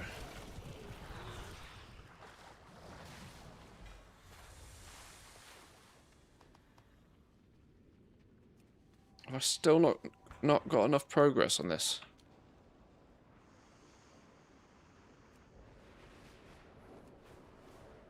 How are we doing, Pack B? Welcome in. Good morning, good morning. Got to build those factories. Yeah, I know. Yeah. I've only recently unlocked my We are deep in 4th enemy base, territory. Time to of which strike. I have used it mostly to just perma-farm the low-level stuff that I seem to be always missing. So I've used the 4th base so far to... it's just got standard wood or coal, and I've just got, like, a reasonably powerful pal just standing on it permanently. And they're just putting it all in the guild chest. So I'm kind of... I've slowly come to the realization that it's not really possible to have one base that just does a little bit of everything, because that way it basically just does it doesn't produce a little bit of everything, it does an awful lot of nothing, which is the problem I've been finding. So I've been utilizing the fact that you get 15 slots on the other bases a touch more efficiently. Like, I randomly ran out of fire organs yesterday trying to build a bunch of computers, I think. All of a sudden realized I didn't have enough fire organs and was like, quick, put a fire pal in a ranch somewhere. Like, that's literally what it became. I must have had loads of them from the early game, catching all of the pals. Never really had a fire pal in a ranch producing them at any point, and had not used enough of them to ever think that I'd run out. And then carbon fiber turned up when I was trying to make hundreds of computers, and was like, oh shit. Yeah. I'm learning via making mistakes, which is often the most fun way to play games, honestly. You were the better hunter this day. May you always be.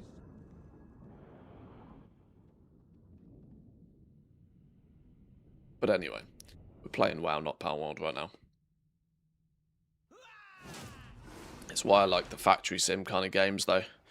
They permanently present a slightly new problem for you to fix, and you have to fix it in a slightly different way than you did before. That said, I'm at the point where I don't really think it's great from a streaming perspective, because I am just kind of bumbling my way through things, not really. I mean, arguably I do that in WoW day to day anyway, but at least it's at least the audience is more akin to us messing around in WoW anyway.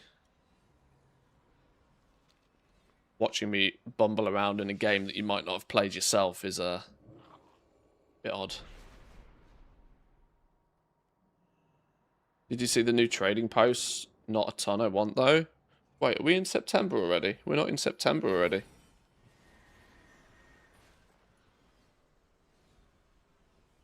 It's probably been data mined, hasn't it? I couldn't care less about the trading post these days. It lost its flavour many moons ago. And I basically end up with so many tendies these days. So many flipping tendies that if there is ever anything I do want, I just go buy it. That's it. I'm never finding myself short anymore. Then again, I'm clearly just going entire months completely forgetting it even exists, I think.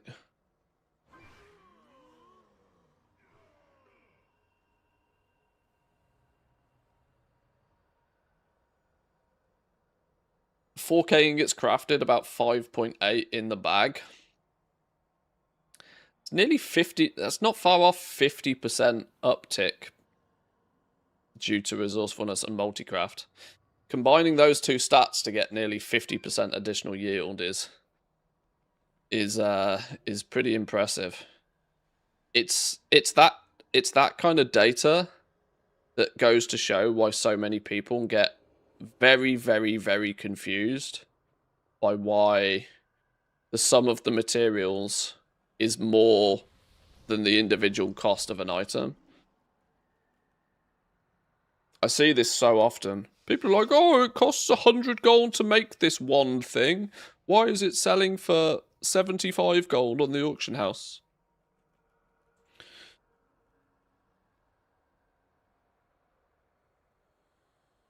Because weirdly, even though multicraft and resourcefulness has now been in the game for 3 expansions, I still see an awful lot of people that just almost blanket ignore the fact that it exists. And I'm like, there are people out there that definitely don't ignore it, and there's definitely people out there that not only do they not ignore it, but they have calculated the absolute living shit out of it to the point whereas if you are ignoring it, you ain't got a chance, mate. Genuinely. Lack a Discord notification today. Did I not ping the Discord? Oh, I'm a terrible human being. I kind of forgot. I was messing around with trying to get the 2 Twitch channels paired up and must have forgot to ping Discord. We'll do a better late than never. We'll do a better late than never.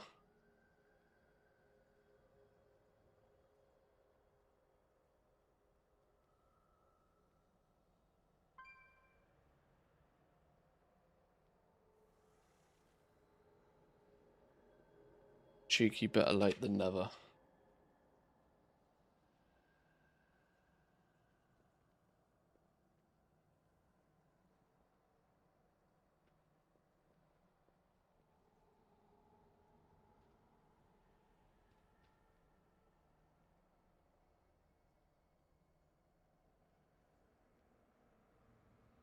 Go. Right, where are we going? We've done Nightmare over there. I'm going to go do the... no, I'm going to ignore this one. Because I'm going to do the one in Harrendar. Because we get Portal there, and it's easy.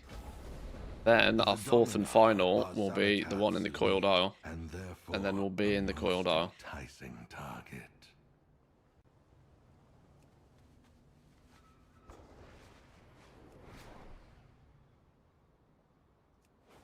Go away. Why are you still here? Shoo. ATT's done this a bunch to me recently.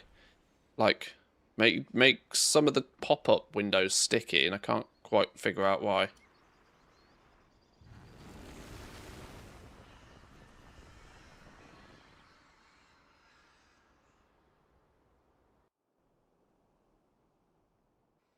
Some medals and miscreants have Oh, spread shit. acorns around the cradle. Smash my Hidden microphone with up my glass. That's probably not good for your lot's ears. Sorry. Helga, how we doing? Welcome in. Good morning. If you've just come in with the Discord notifications, I apologise. The stream has been up 2 hours already. It was pointed out to me that I'm a bad streamer and forgot to ping. Oh, you might catch the tail of a dog. There's the rest of the dog. Amalams is sleeping. 180 consecutive streams. Jeez Louise. That is impressive. Thank you, ma'am. Big up, big up.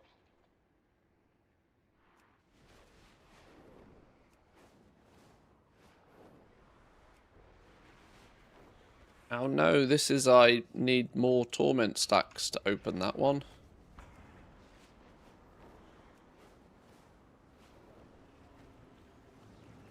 Regarding the stream today, there's a possibility at some point I'll have to just very quickly end stream. I didn't mention this earlier, but there's a guy coming round to look at doing some woodwork for us that I would preferably like to at least say hello to.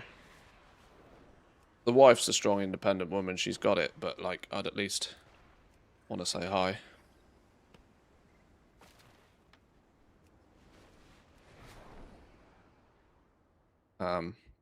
He's coming over at some point today.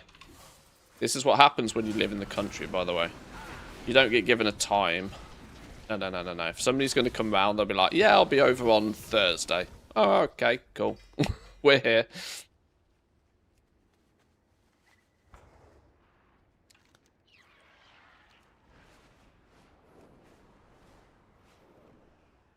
You want to know who's hanging around your home?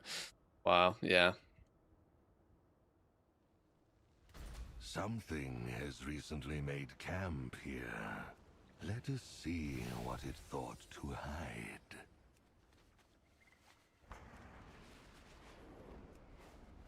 Where's the big fish? Oh, fishy, fishy, fishy. Oh, fishy, fishy, fishy. There we are.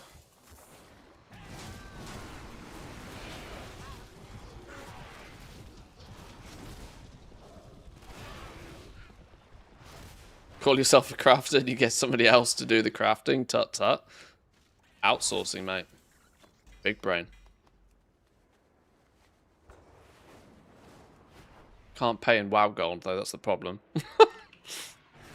So that's the real problem.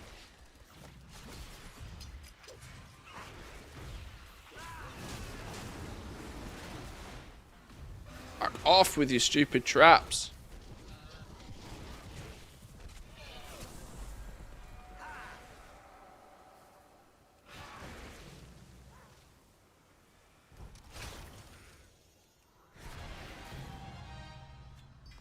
Hello?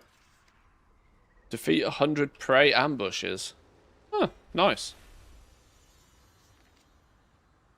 Maybe I've done more prey than I gave myself credit for.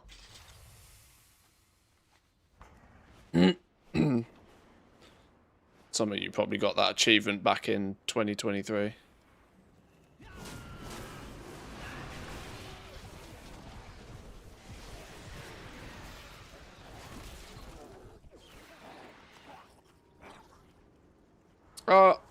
Requires at least 3 stacks of torment. Oh, maybe it just ticked over. It's like I have 3 stacks.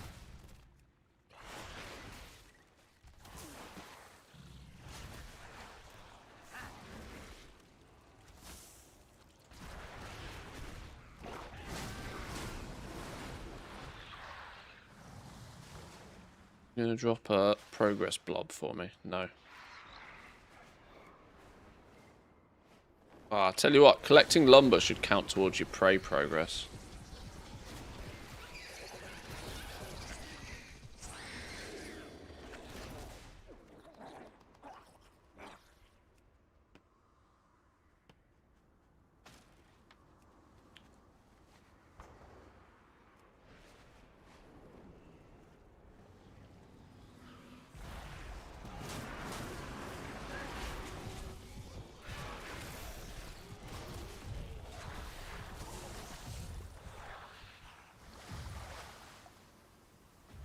Yeah, tell you what, finding tradies to do stuff is more difficult than I feel it should be. I mean, I know we kind of live a bit in the country now. We're a bit out in the sticks. We're not totally, though.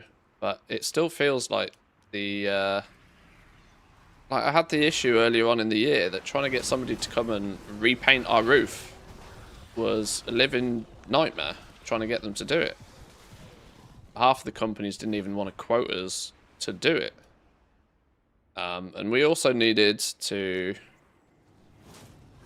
We need somebody... Our decking...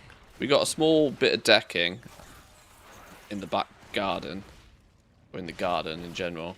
We got a small bit of decking that's... Unfortunately, the previous owners clearly didn't, like, read the instructions. The previous owners clearly didn't, like, sand or oil or clean the decking for like 10 years, and so unfortunately some of it's like got overly dry and some of it is started to rot even, so there's a few bits that need changing out. Nothing that's like major. We're not like rebuilding the whole thing, and trying to find anybody to come out and just do these little odd jobs, which the problem is they are only odd jobs.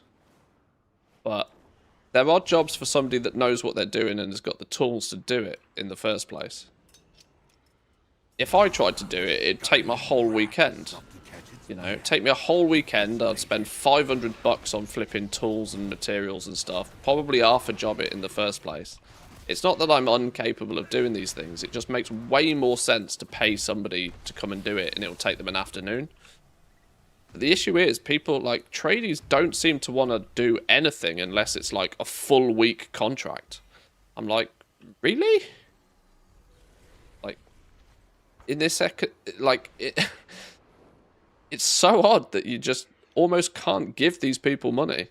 They're like, nah, it's too too small of a job. What do you mean too small of a job? I'm going to pay you for the whole day and it's too small of a job.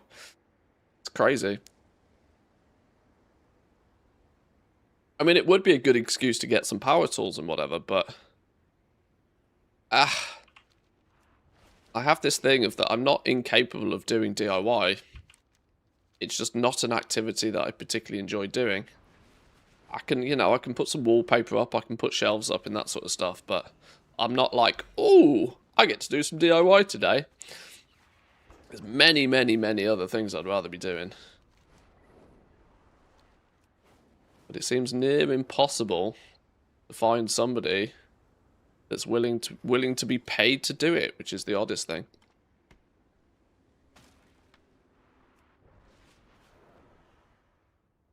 The only people willing to do small things like that are not quality tradesmen. Well, this also feels like a bit of a thing.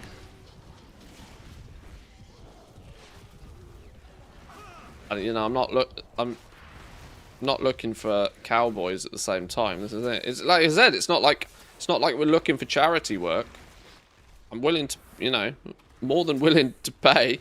I fully understand that you can barely get somebody to walk through your door for less than 250 euros these days.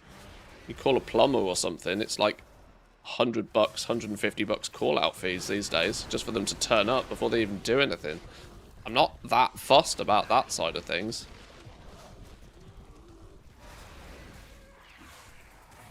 But it does feel weird that these, that you seemingly can't even pay somebody to do this stuff. Oh, I'm dying here. Can we not be dying? I forgot this dude's actually pretty wham, isn't he?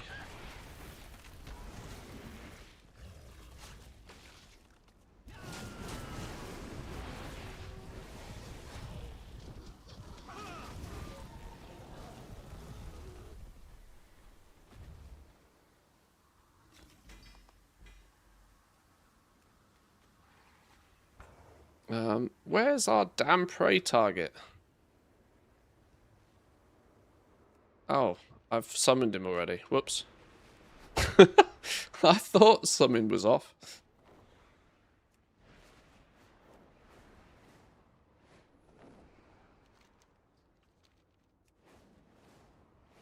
But yeah, there's like, I painted our fence on our garden.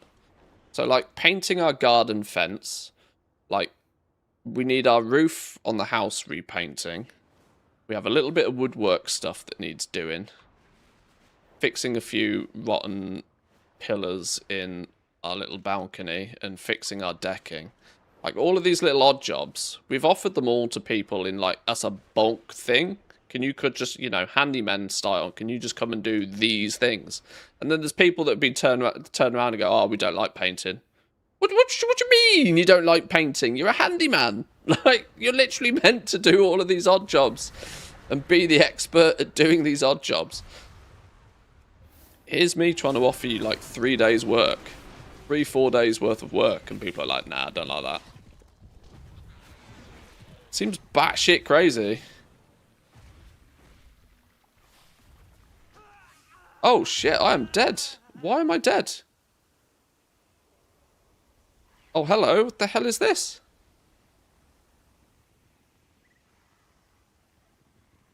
$200k ticks.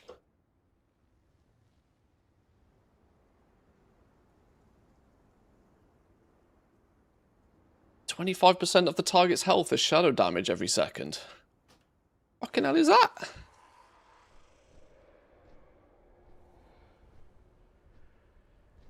Stood in some in red, clearly. I was trying to get out of the traps. Don't stand in the goo. I have some ideas, but I really don't want to start ranting about politics at the moment, especially not politics that doesn't really concern or interest anybody outside of Finland. Yeah. Yes, I hear you. I do try to keep politics to a minimum for a reason.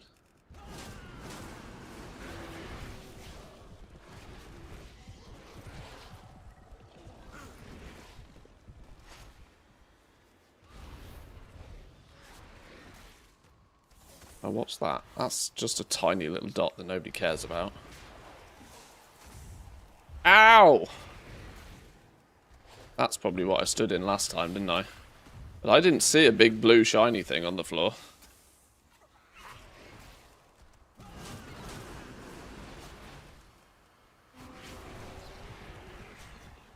Ow!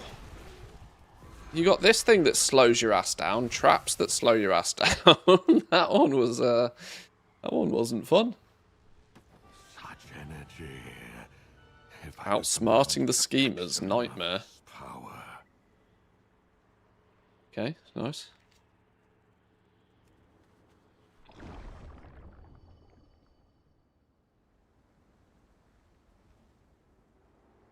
I think it probably, more than anything, it feels like it's probably just a bit of a seller's market on handiwork.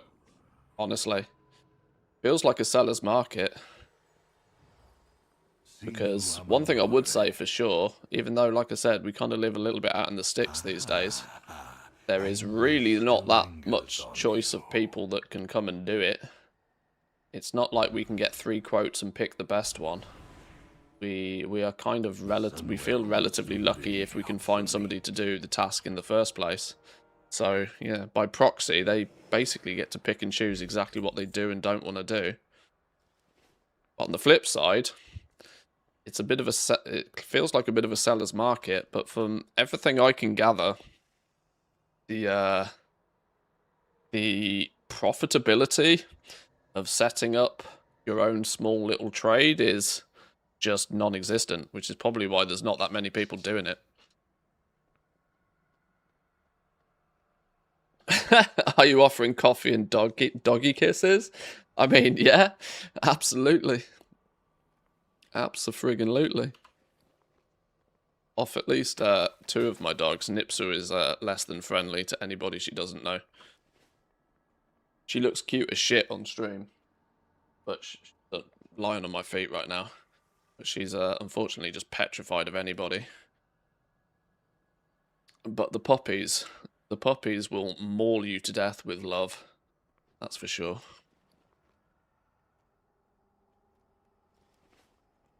Okay, last prey for the week, which will get me my prey journey for the week as well, I think. Where's me button that shows me what we need to do?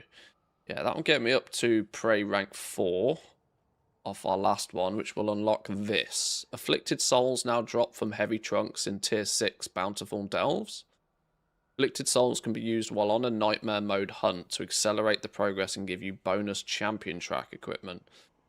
Bonus equipment is only available once per week per character. Once per week per character. This is then theoretically designed to be part of your progression then. That restriction on it being once per week per character means it's not even that good for alts. It's not like 5 weeks into the patch you'll get 5 chances at champion track gear by using 5 afflicted souls. It's not even good for catch-up, that, is it, thinking about it? That's like it's either useful to you at the time or you ignore it. That kind of also negates the value in this one further up the rank. Dropping extra hero track gear, because by the time any normal sane person reaches renown 9, the hero track gear is going to be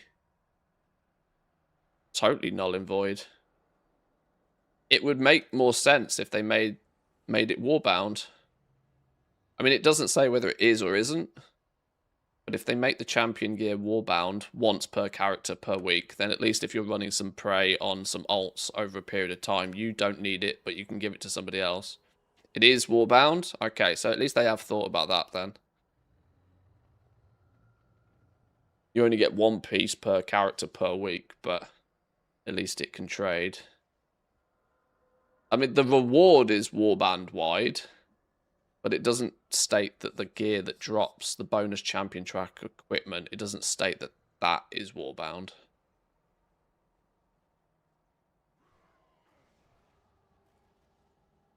There's a difference between you unlocking this on all of your alts and the gear that then drops from it also being warbound, but We were going to do the one on the coiled eye, weren't we? That's A our fourth and servant of final for the Undertech week. encroaches on our territory. Show them the consequences of their actions.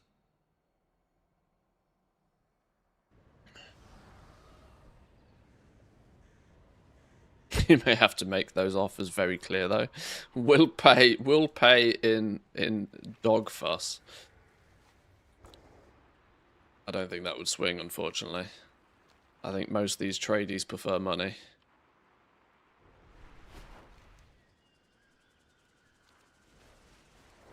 But you are right, yeah.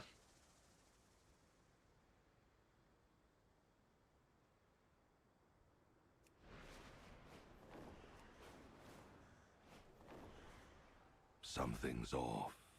I suspect an ambush. Smoke them out. What's the total? Bottom left. This. It's, people always ask me how much gold I've got, so now they can see.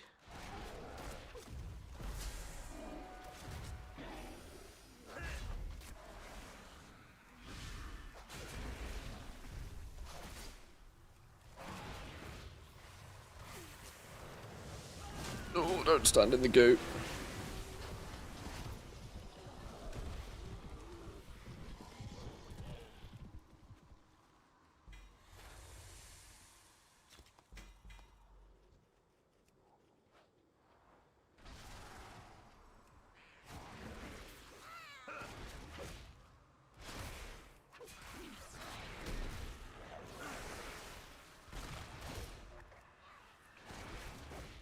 Poor capybara. Didn't mean to kill you. Just got caught in the crossfire.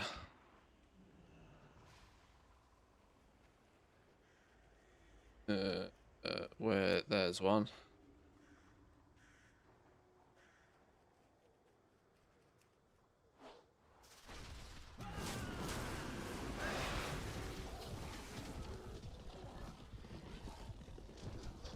Expected more, not gonna lie, but cool with the transparency. I've never held on to like huge amounts of liquid gold. Never have. For the vast majority, I keep most of my wealth in items.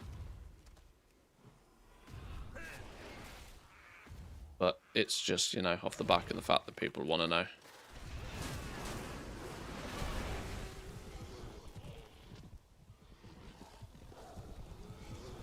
Expected more, by the way. Do you think I am? Some sort of professional? Outrageous behaviour.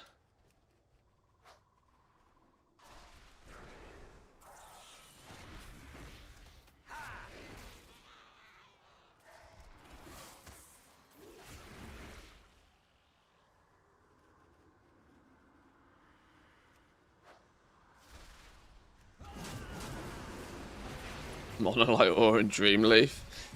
Yeah.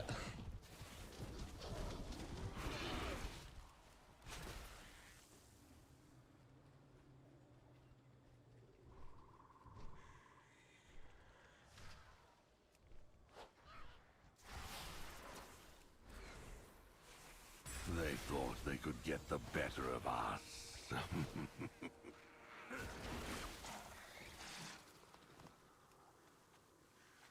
Okay, right. Where is he then? Oh, we haven't actually found him yet.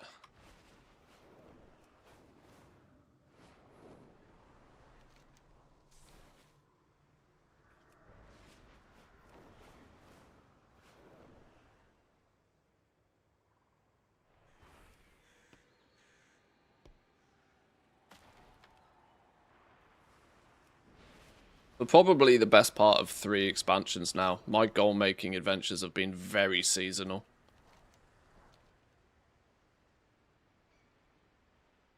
Since I've grown to practically refuse to do anything obsessively grindy that I don't enjoy, which has signed me out of many of what has been the goal-making opportunities in the last few expansions. for example, we're like 2 expansions deep now with concentration being a big thing. And I've never properly ever set up a full concentration army. I mean, I run a few characters for professions, that's about it.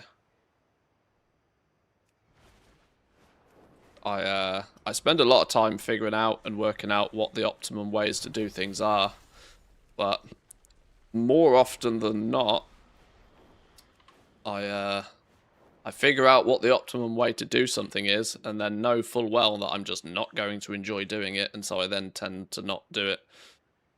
I often refer to the fact that I prefer the journey of setting something up and the journey of discovery, but the monotonous repetition of doing it, I'm not always a big fan of.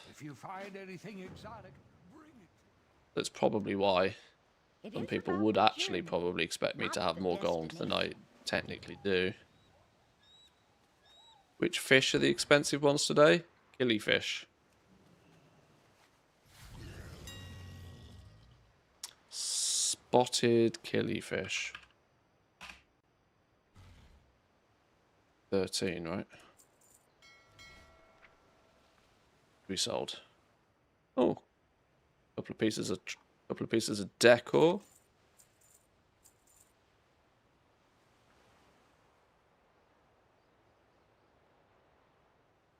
Oh, inventory's full. Shit. One thing I actually needed to loot. Greetings, sir. Don't look at my bags. Ma'am. Do not be looking at the bags. Everything in the ocean is as good looking or nice. Have anything ancient to trade? Needs to be at least 2 centuries old.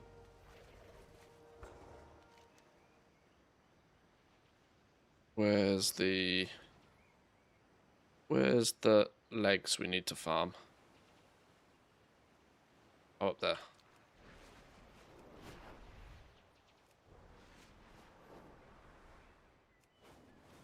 No, I'm meant to be doing the prey, but if we got other activities to do out here, the prey stuff will happen naturally. Your progress doesn't decay anymore, does it, with nightmare hunts like it used to? So, feels a little bit more comfortable to just do other stuff.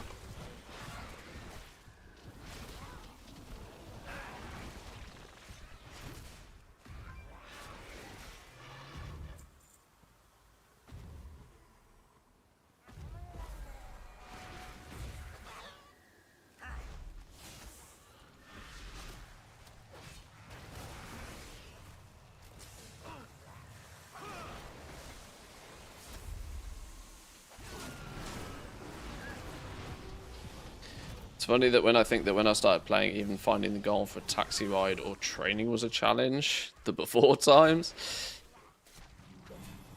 It's incredible just how much, like... Because when you look at, like, gold ass from a sort of, The scurrying rat has stopped to from the perspective of what it can buy you, you know, a sort of traditional sort of buying power metric. There's been lots of inflation. You know, if you look at the average value of an item now, it's pretty expensive. A token's worth of gold certainly doesn't go as far as what it used to. But similarly, the token value has been nearly rock solid. Like in the EU, we've probably averaged 400k tokens for years now. Like the token like is barely moved. So you used to be able to use the metrics of like the token value to sort of gauge what inflation was doing in the game. And it doesn't seem to really work that way anymore. I mean, I just look at it from the perspective of like, what does it cost you to level up your professions at the beginning of an expansion? Unironically, like, if you were spending more than 50k leveling up your profession at the beginning of an expansion, you were balling on that profession. You were going all out. Now, if people drop 50k on within you know, with a blink of an eye, when leveling professions. So it's kind of like a lot of stuff has got more expensive.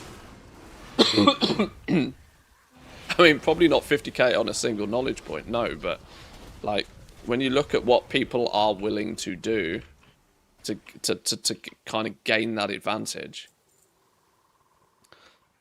I mean, it's been a little bit different in Midnight, but you go back only one expansion to the War Within.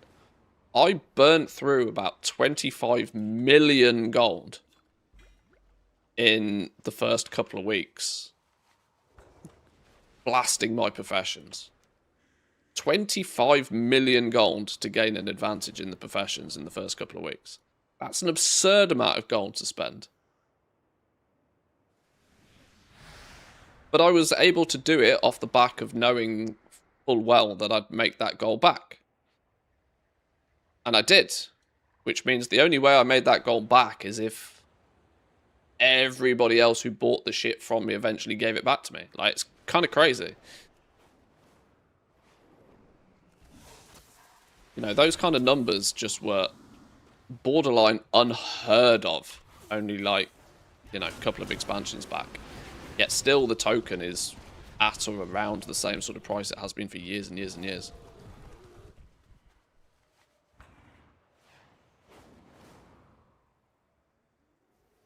Which is why I do quite genuinely have, like, nearly 40 million in liquid gold. But I don't particularly feel rich in this game. Like, that's like for two reasons. One, I know that there are people out there with not 40 million, but 400 million. Who are the ones that should be really considered the rich goblins in the game. But also, that 40 million gold could be burnt through so quickly.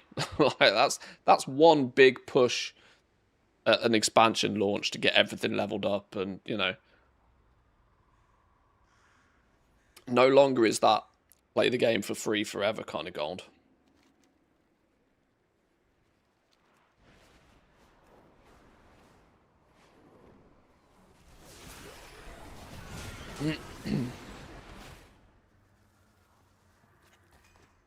Most expensive knowledge point in this expansion was 200k on a recipe. Was worth it though. Was that a dual crafting decor recipe by chance? Those things have been... Some of those are ludicrously expensive.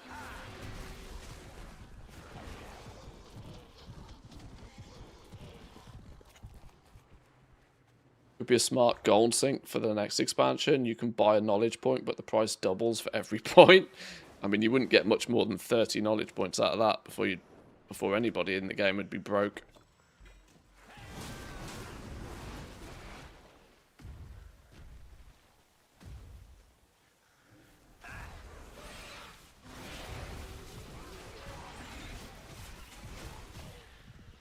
Definitely be a gold sink for sure.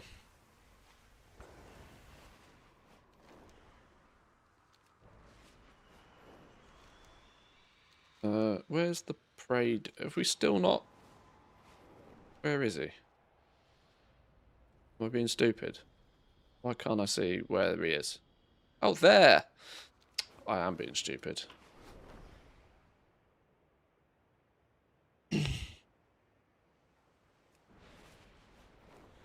Today was meant to be take a bunch of alts through a couple of delves day, and squirrels have grabbed me hard again. It would seem.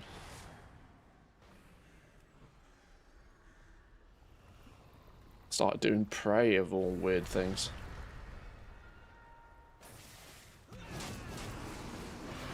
Violently do not want to grind prey though at any point, so I do at the very least need to make sure I get the one rank of the journey per week for doing just, you know, 4 easy preys.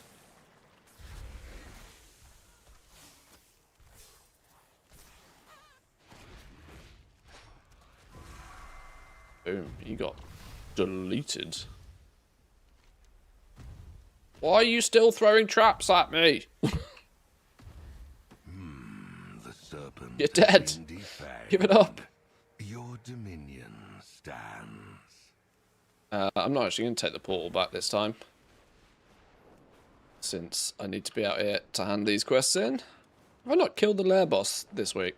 That's what it didn't do. That's a cheeky 150 shards, actually. That could be useful on alts. Just quickly nuke that for 150 alts and then like 3 world quests. There's your 600, not world quests, sorry, like daily quests. I have great grandchildren older than me. What are we? 3... I'm exactly 400 rep away with Captain Tocker.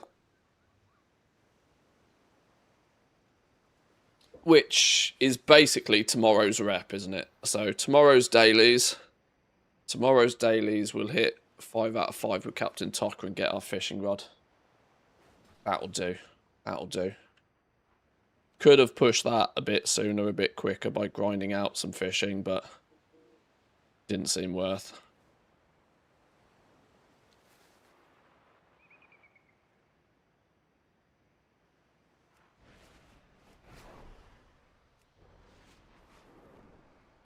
I'm probably going to do a bunch of the vault downstairs dailies on a couple of alts.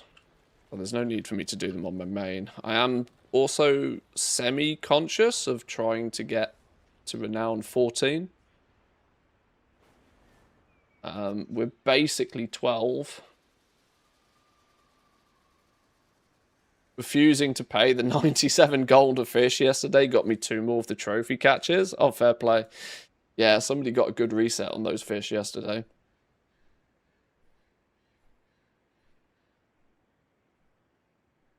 Snekazali at Renown 12. And some bonus Void Light. 13 gives us Idol of Ulutek. I don't even know what that is. Then Renowned 15. Sorry, Renowned 14 is where we get our last and final point for the altar. So yeah. Got to get this to 14. No particular rush. Other than, actually, it is the last. That is the last thing I need. My voice is well busted. It's drinking all this apple juice. It's sticky. I think that last point is the last thing I need for the mini meta for the downstairs zone. Do I have it tracked? Wait, why does it say only 18 of 20?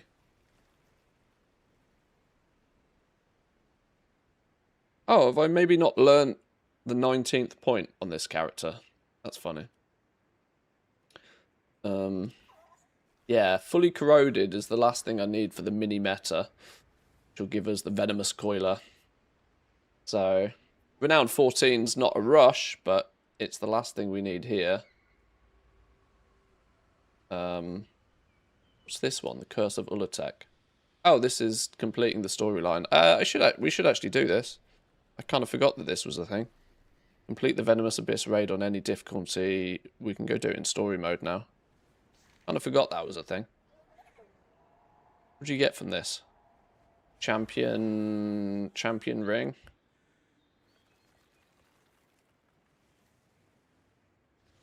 Oh, 1.5k renown. Oh, well, absolutely. Yoink. Go do that now.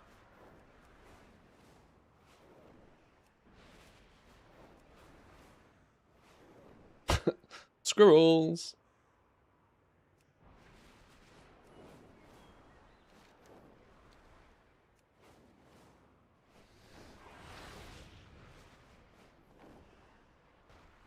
Over here.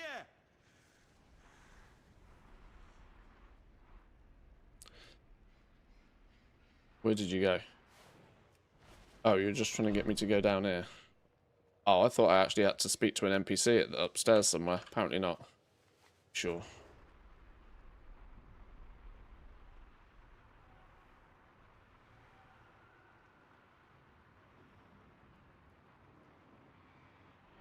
Whoa, lag. We crashed into a wall.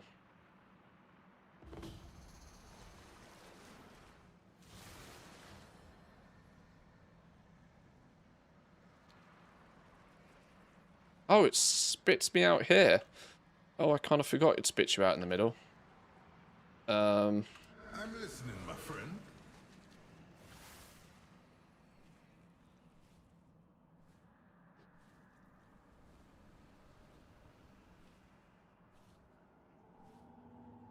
Yeah, these patrols and cursed surge achievements, I don't think I'm ever getting them. The amount of time I spent downstairs in the vault last week and I still only massed 107 patrols. There is no way I'm doing that again and more. It's just not happening. There's no way am I less than halfway done with that. Yeah, that's just not happening. You watch, they'll add one of these into like, oh, yeah, of course it gives a mount, doesn't it? And this one as well is actually just a joke. You got orders, Hashura. Put a good word in for me too, Zuzan. Yeah. The amount of degen we did last week to get the vault stuff done. There's no way that I'm doing all of that again and more. If it accidentally happens passively by doing something else, this is it. If there was a Mechanica type system down here and we were killing rares and if patrols had a chance to drop a miscellaneous Mechanica, we would be farming patrols. But there's not, so we're not. Simple.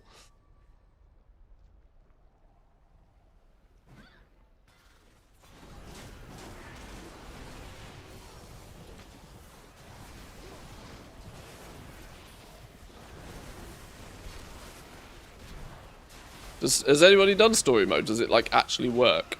Is the item, you know, does it function? Because I know it's been a little bit funky a couple of times now, with mobs scaling incorrectly and being unkillable, and it works. But there is still no skip for the alts to do the actual raid quest. Oh, okay.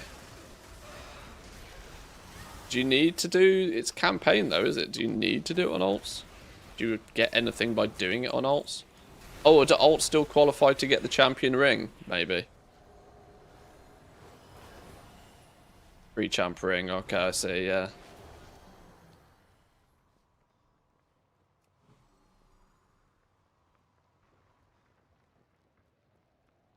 I'm not sure a champion ring is probably worth it.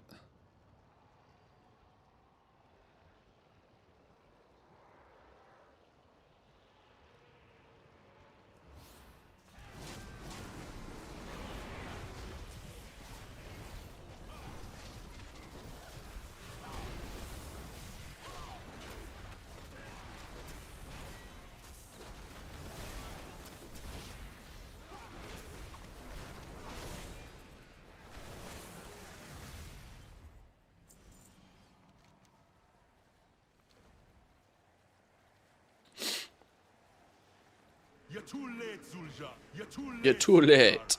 Zul'jah will spread Ulatek's influence across all of Azeroth, and I will reign supreme. Zuzan! Zuzan! Funny that I'm the only one that gets stunned in this. All of my NPC friends are like, dickhead, you come in? I'm the only one that gets stunned. No matter the cost. After we deal with the rest of these pests, you're next, Zul'jah. Flipping Garrick's getting impatient. I can't break free. Hashura! Stop Malakroth and save Zuzan!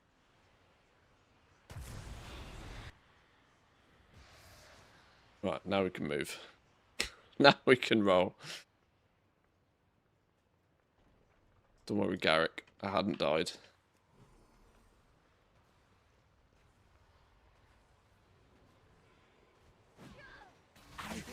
Right, snaked up. Garrick not waiting.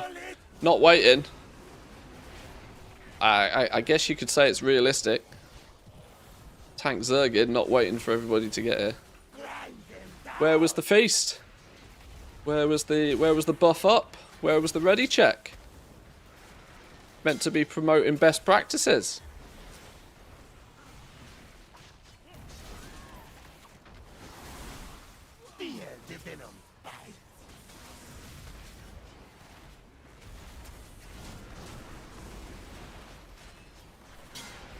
Oh, being out DPS'd by an NPC. This is tragic.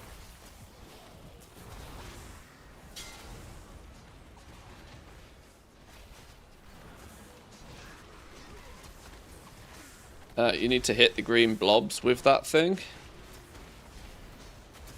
Okay. How about 4? Is 4 good enough?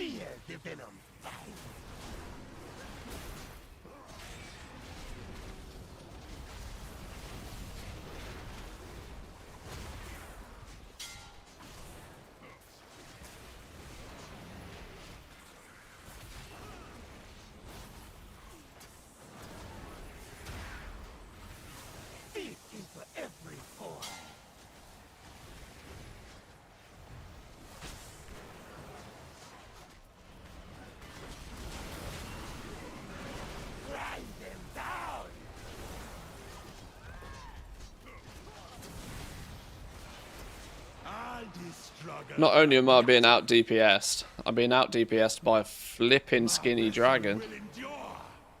That's embarrassing.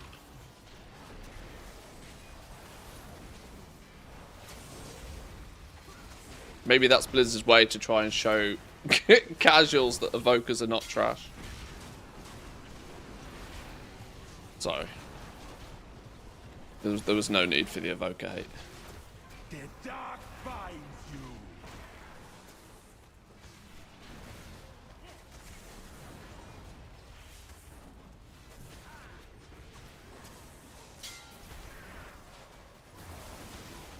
Do we have to use this to unpetrify this dude? Yeah, probably.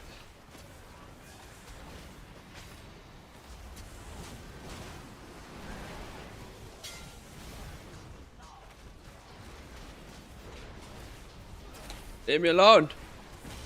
Leave me alone. I'm just a little goblin. My little legs do not carry me. Shadow seeps deeper.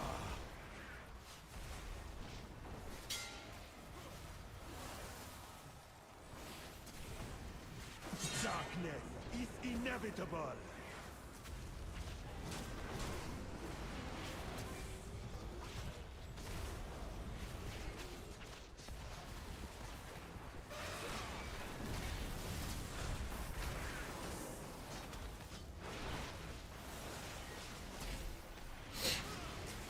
Enough. Your body Enough. will serve me now. I claim what was promised. I will return the Amali to the great empire it once was.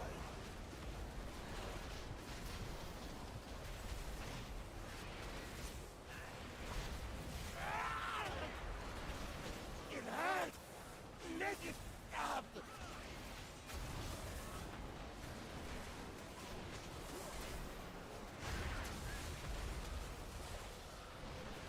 My damage doesn't seem to be doing much here. Seems to be strongly healing.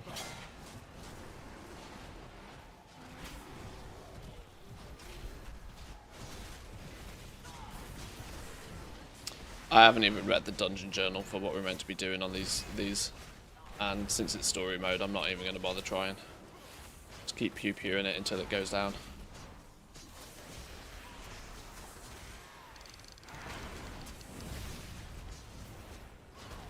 Crystalline glass, 81 gold. Oh, that's a good point. What's happened to what's happened to the vial market? I've not kept my eyes on it. It was kind of like weird. Like it was weird that the floor was risen rather than the ceiling being brought down with the jewel crafting change. Has that stayed a thing, or me selling crystalline glass at 80? I can't. Does that? Yeah. How's that played out eventually? Because obviously, the assumption before going into this patch was that being able to convert quality 1 glass into quality 2, at a ratio at least, would pretty heavily drop the price of tier 2 vials. Because tier 2 glass, in theory, would be cheaper, as you could get more of it from prospecting. But has that actually happened?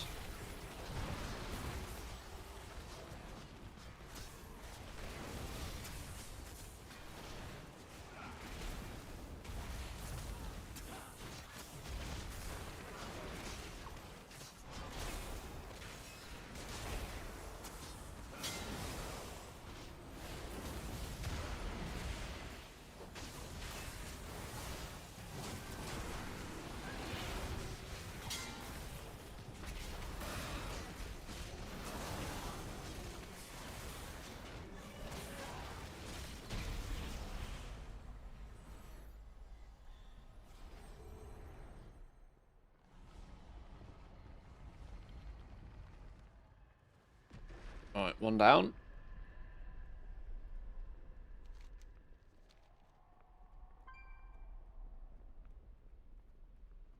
Zusha? I'm sorry, soldier. I have Check Garrick taking the shortcuts. Okay. Olatek's prison is open. We must deal with her before she escapes. I will remain here with my brother. Because the petrified root's expensive, the jewel crafting work orders costing like 2 to 3k gold now. Yeah. Yeah, that's going to make those... So that's going to make those a no-go, isn't it? That is, unless you can hit a nice... find one that's got the roots provided, and then hit a nice cheeky resource proc on it. GG. All these eggs. Works 2 ways. Is Ulatek. We cannot let her or her brood escape and poison our world. A mother is always near her brood. If we could announce we are Why is near her Orwenya eggs- saying everything twice?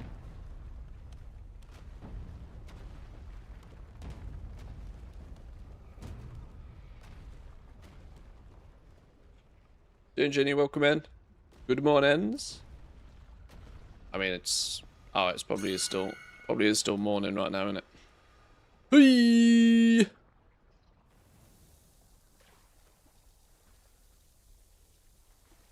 Why does this suspiciously look like the raid? Because I'm suspiciously doing story mode. Ding, 5 out of 5, Captain Tucker. Nice. Go get your new rod. Go get your rod.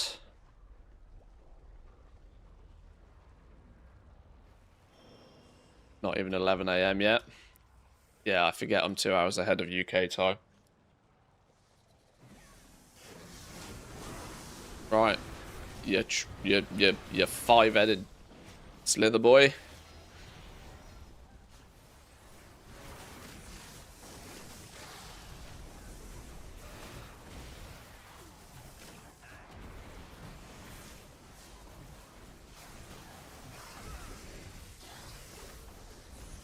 Actually, it's a she. I didn't ask its pronouns. Cancel me. What are we doing here? We killing eggs? Destroy them before they hatch.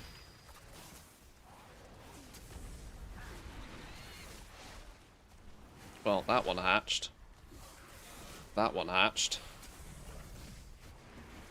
Garrick told me to destroy them before they hatched. I tried, and nobody else followed me. Okay. Watch out for the waves. Don't get hit by the waves.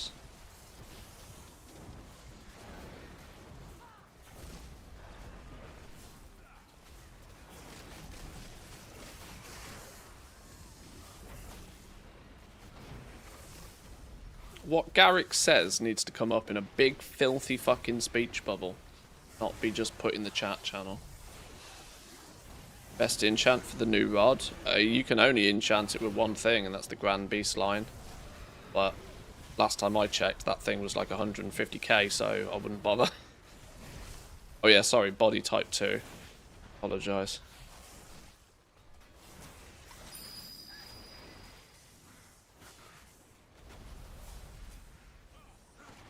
Okay, nobody else...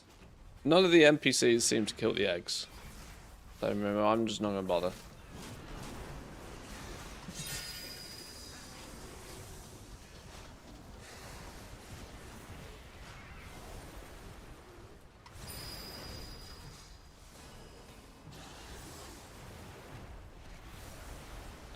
This is meant to be the tail, right?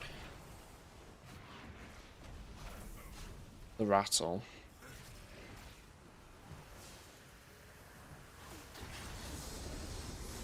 Guess we don't stand in that. Just a hint. Serpent's heart is exposed. Focus your attacks on it. Pew pew the heart.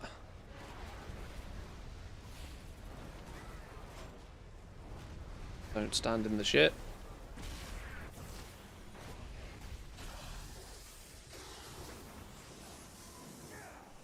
How many hearts you got? Snakey muck snake.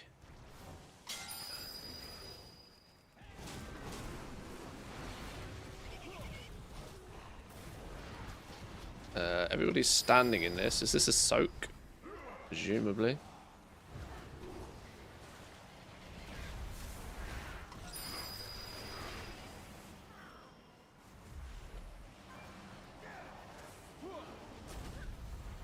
Check me doing mechanics.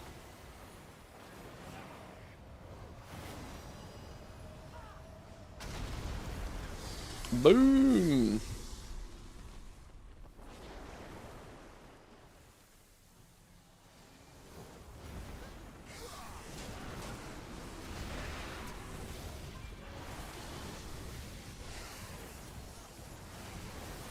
Eggs drop from above, destroy them before they hatch. I tried to do this last time and nobody helped.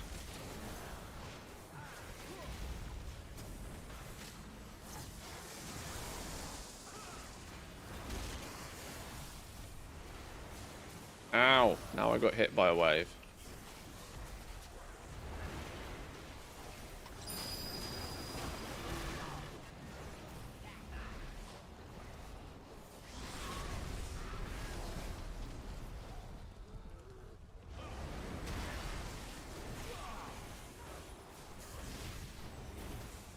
To be honest, this story mode's not that bad, you know. It's actually pretty, like... The fact that if you actually listen to what Garrick's telling you, it does actually tell you how to do the fight. Now, of course, that's not going to help you in Mythic, sure, but... Like, this level of, like... step-by-step guidance clearly works better than a dungeon journal that 99% of people don't read. Why don't they do this for all bosses in the raid? Not just 2.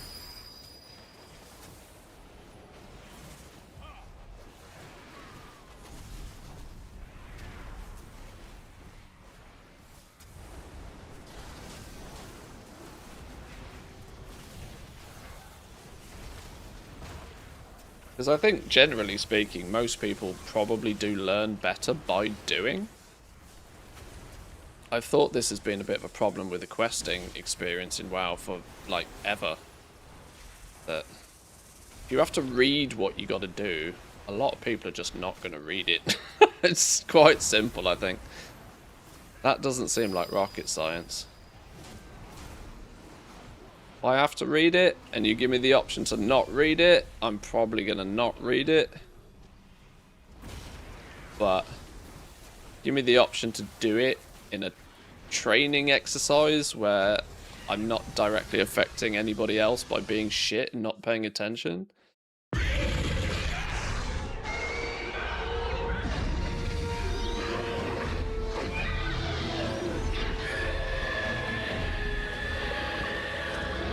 Oh dear.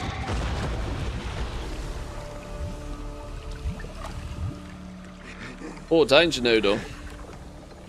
Oh, Danger Noodle. sorry, sister. Do you remember our childhood home? The towering trees. The scent of the moss. Our laughter as we chase the summer winds. Through the valley, to the edge of the sea. I remember. I was always chasing after you. I wanted to stand beside you.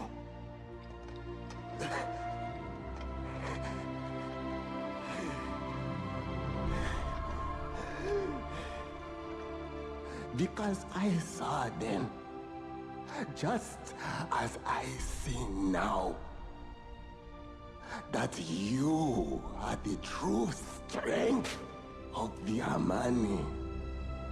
Zul'Shara. You, my sister.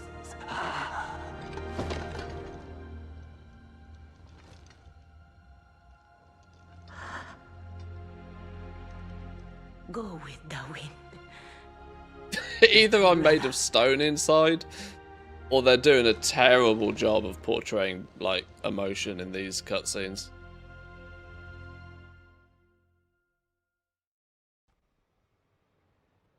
Cool.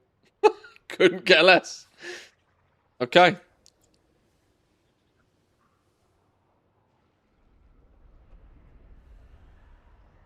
To Harrendar? Why do I want to go Harrendar for?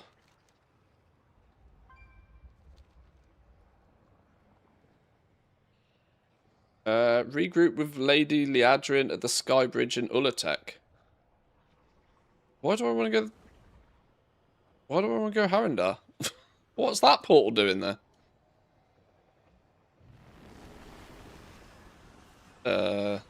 Cool. Is a bait? Some meddles and miscreants have spread acorns around the cradle. Clean them up, won't you? Take the portal from Harrendar to... Fuck do you send me here for? Hello?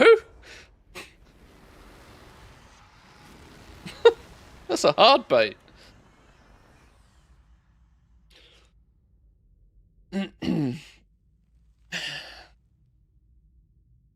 He was never built up to have a connection to players, so who the fuck cares if he dies?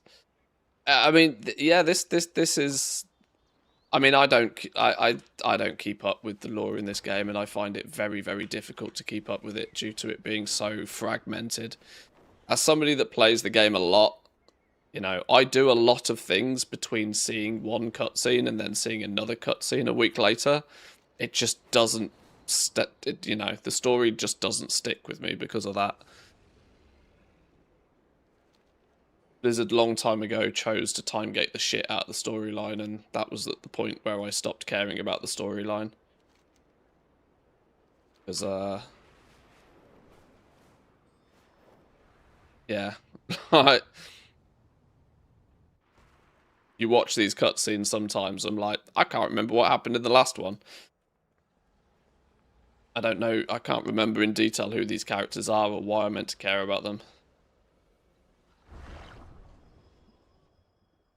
Wasn't for folks like Nobble, I'd literally have zero idea of what the hell's going on. Yeah, I'm the same, honestly. I don't think it's great that you have to go out of your way to even follow the story in the game. Now, I probably am just above average bad at keeping up with these sorts of things, but I don't know. Something about being drip-fed one cutscene or one chapter of a campaign a week and then being told to wait to get the rest of it. I'm like, I can't remember. I can't remember. They have a real problem with making the storyline mean anything. That's the issue, I think. Doing the whether you do the campaign on the first day that it's available or the last day of the expansion doesn't really change the gameplay loop in any way, shape, or form either. It's not like the zone dramatically changes or new NPCs are knocking about. Like, the Silver Moon changed a little bit, but, like, it doesn't have impact. Which is probably why it's so hard for people to care about it. If I wanted a story, I'd read a book. True, but look at just how successful some RPG games are. You know, this is, by all accounts, an MMO RPG. It's a role-playing game. Some role-playing games out there have got some of the most fantastic storylines in them.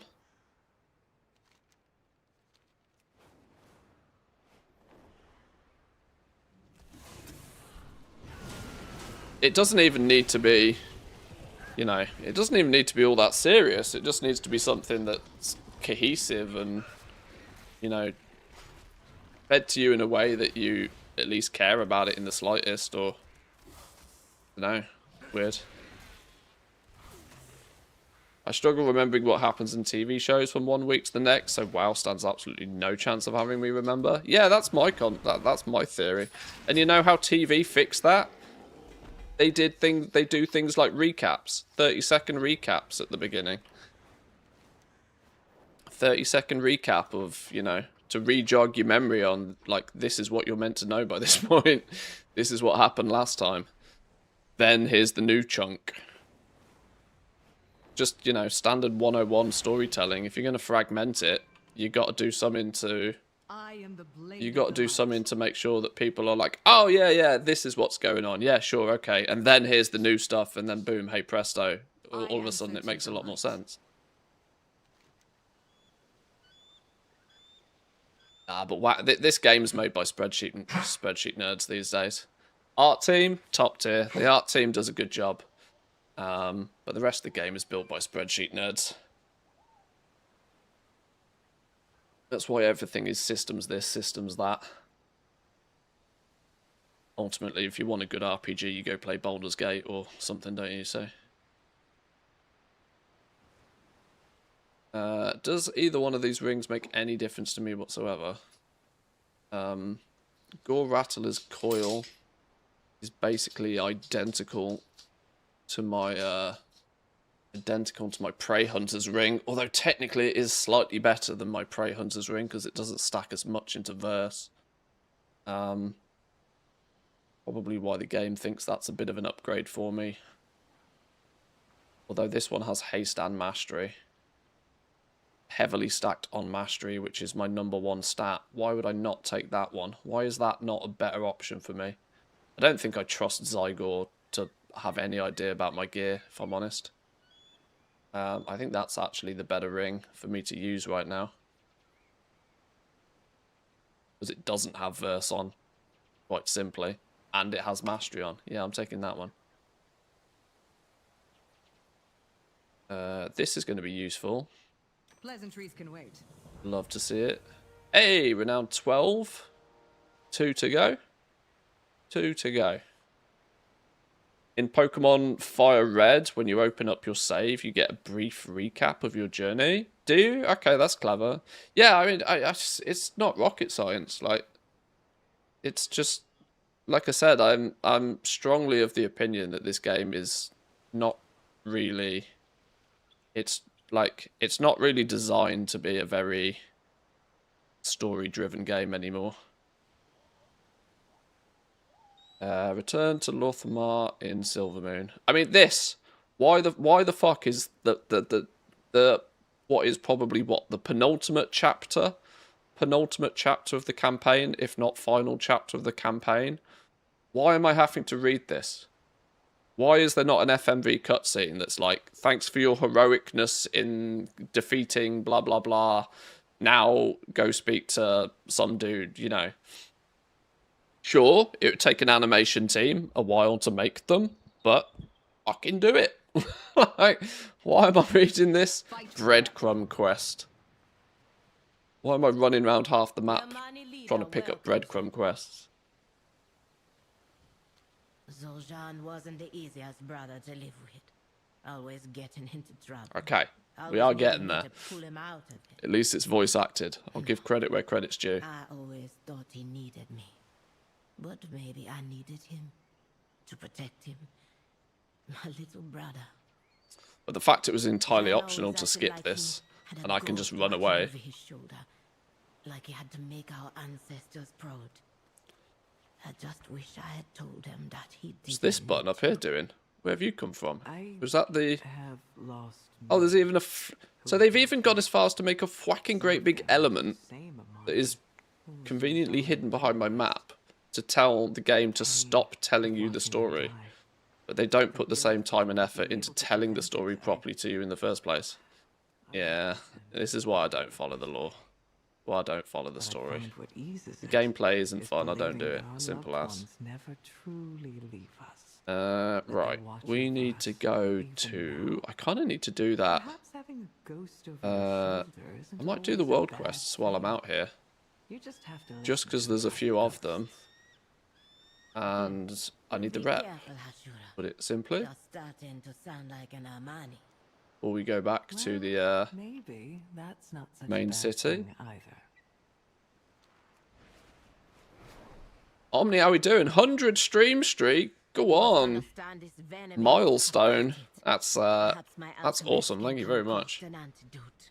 Glad to have you around. Even though I've accidentally ended up on a bit of a TED Talk rant about the story again, but hey, glad you bear with me. I think the decision to toss players into the current expansion, ignoring the previous arcs, is a mistake. New players literally have no idea why everybody addresses them as heroes and long-time friends in Dragonflight. Probably. I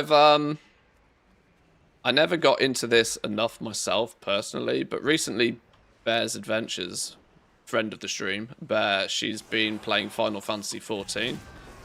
And she's also been working through the main, what they call the MSQ, the main story quest line.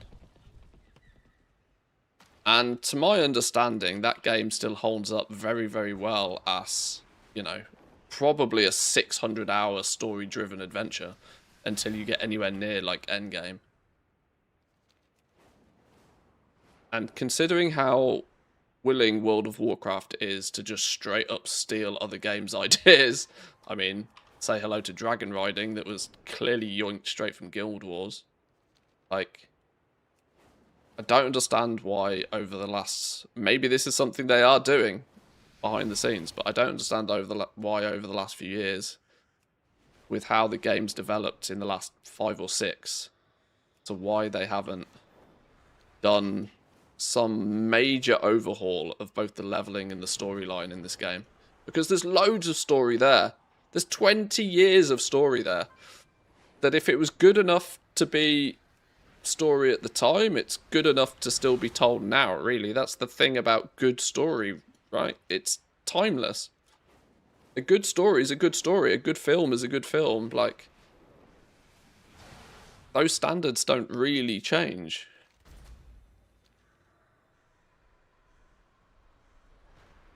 And the fact that brand new players are just given the... I mean, sure, you could maybe give people the option, but there should be a totally you know, I mean, it could even be built out as a... You know how they did with, like, Plunderstorm, where you had, like, a completely separate thing to log into the game. It ran off the back of the retail client, but was a separate launcher off the main menu kind of thing. You could have, like, an MSQ mode that just was something that... I mean, I kind of had the idea a few years ago that they could use Chromie, although I don't particularly like Chromie. Her voice annoys the living shit out of me, but that's a personal thing.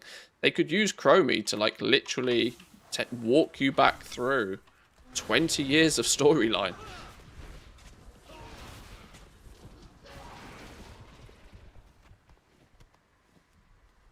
The content's there. Wow, I heard twinkling in my left ear then, and I genuinely thought for a second there's a shiny pal somewhere. It's not, it's one of these stupid frogs.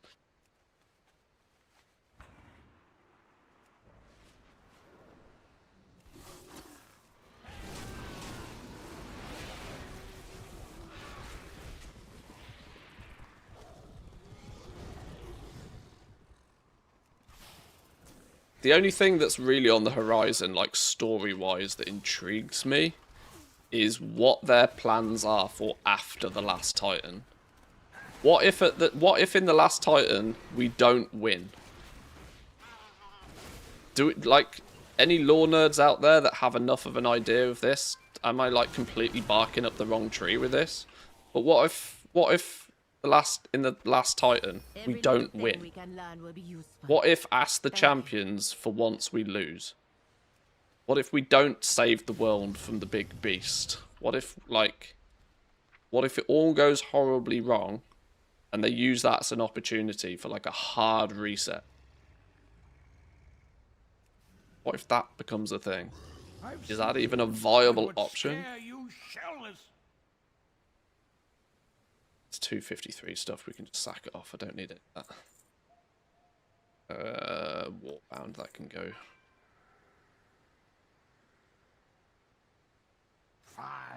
Oh, I said I was going to use that ring, didn't I? I need to... I equip it instead of the Prey Hunter's ring. Okay. Time walking is still broken, by the way. The Chromie time, that is, not time walking. I mean, to be fair, Chromie time has been one of the biggest sources of like exploits and bugs in the game for years. It's like the way that it does its phasing is often very heavily abused, but bugs and stuff aside, I think they could use it as a system to tell the story much better. So what you're implying is an impossible realm reborn-like event for WoW after the Last Titan. I'm game. Maybe. The realm reborn, that's a Final Fantasy reference, isn't it? Yeah, I mean, maybe. An opportunity to say, right, you know, characters as we know them are toast. Storyline. I mean, they literally they came in with the mindset: bring Metzen back, tie up. This saga is meant to, is it not? Correct me if I'm wrong. This saga is meant to be tying up loose ends in the storyline. Why would you take 3 expansions and 6 years of the player base's time to tie up loose ends unless you were doing something pretty major thereafter? Surely. Still haven't been able to unlock the Coltiran because of phasing. Oh, really? Oh, Jesus. Okay, yeah, that's clearly broken.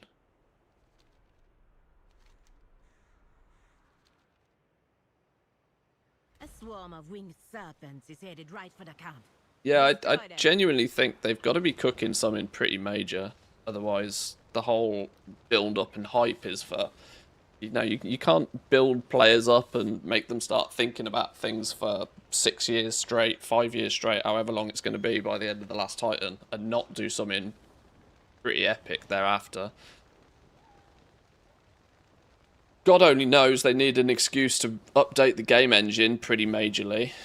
That's been apparent since probably Warlords of Draenor, to be honest, but realistically, since BFA. What are we doing here? Face the swarm. A swarm of winged serpents is headed right for the camp. Did you hear about the Thunderbluff missing elevator platforms? No? Wait, what's this? Thunderbluff doesn't have elevator platforms. Okay. Why wouldn't Thunderbluff have elevator platforms? Who the hell's in well, I mean, brand new players, I suppose, are in Thunderbluff. Does that mean if you roll as a... What is it, an orc or something, you're just kind of a... Not an orc, you know what I mean. You're just a bit cooked because you can't get to your city. I mean, that would be funny.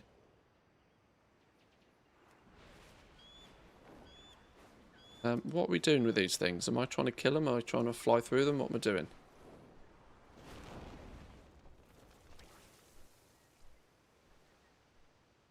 Hang on, what the Christ am I doing here?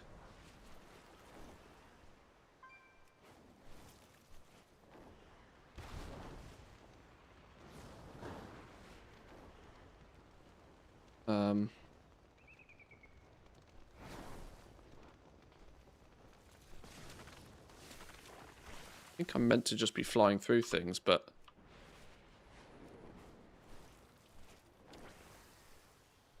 I seem to randomly get knocked out the sky. I'll just let somebody else do it, it's fine. Azeroth ripping herself free of the planet for good or ill could bring in some changes to the world, but I'd rather they just stop with the another 10 level stuff and do something more progression. I mean, like I said, I'd like my thoughts. They got to be cooking some in Major, ain't they? They got to be working on something, because otherwise, why would you bring Metzen back, call it a 3 expansion saga? Never before had they told people what the next 3 expansions were going to be. Like, surely they're like, you know, why would you do all of this if there wasn't some big light at the end of the tunnel kind of thing? From a completely non-marketing perspective, we know that like there is serious issues with the game engine. They can't release a single goddamn patch at this point without it being totally busted, and that's probably flipping Thunderbluff elevators and Orgrimmar elevators causing housing bugs kind of like reasons. Like, the game is just frazzled. 20 years of code on top of each other has clearly got to a point where it's just not sustainable in its current form. So purely business sense tells you that they must be doing something major. And that something major isn't something that happens overnight. So they got to be cooking something.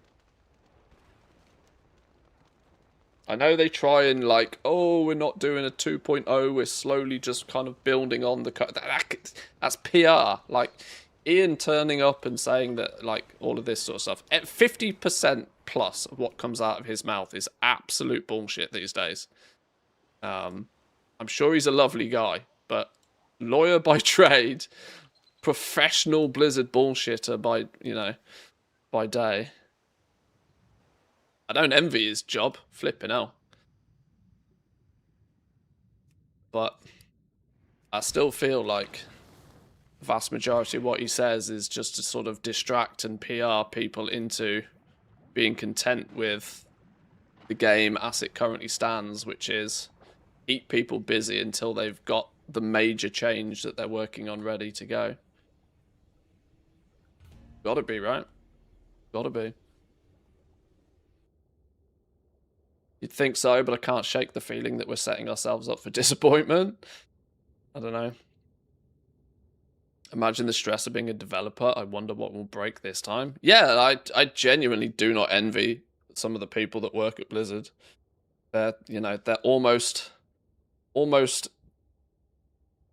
unsurmountable kind of bugs and issues from all sorts of all sorts of unforeseen angles must be so draining.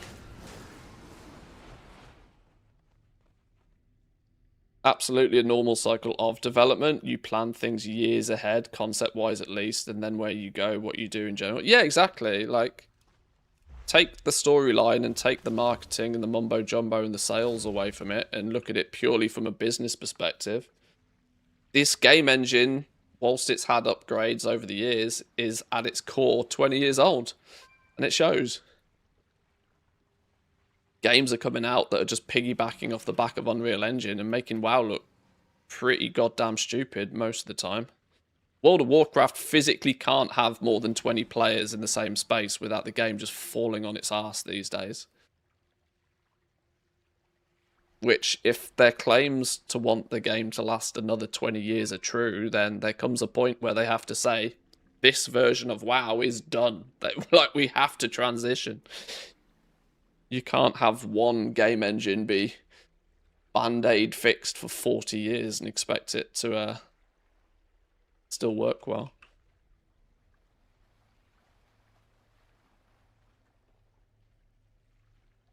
Like in Lord of the Rings Online, they finished the original Tolkien story, destroyed the ring, and then just continued with their own stories thereafter. Yeah. I mean, as a franchise, World of Warcraft is so goddamn strong. Like, they can practically get away with doing whatever the hell they want with it. So I mean, there really shouldn't be any sort of risk or concern that, you know, doing something major will kill the franchise. That said, the only thing that will kill WoW is Blizzard, ultimately. But I think not making changes, not doing any updates is more likely to kill it than trying to do a massive world overhaul update and it not going as expected. The not doing anything is probably worse than what could ever possibly happen by doing the something.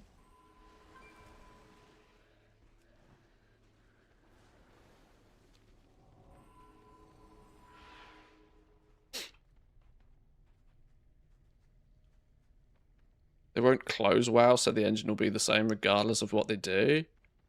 I don't know. I think it's going to be a difficult point, but I think the best solution for them would be to fork retail into two.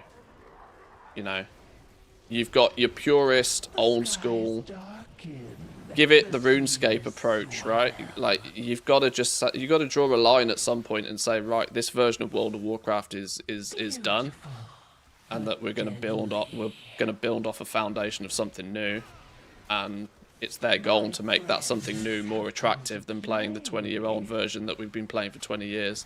Will they lose a lot of people during that transition? Probably. But if you've paid any attention to how World of Warcraft, at least retail, operates these days, you'll know full well that they are very, very, very good at selling expansion launches. The churn of players is probably the biggest concern for Blizzard. They're very, very good at selling boxes at for an expansion launch. They're not very good at is keeping those people playing until the next expansion. My friends have come to play. So I would probably imagine they're not too bothered about splitting the community in half by saying, right, this is WoW, you know, up until the last Titan, you know.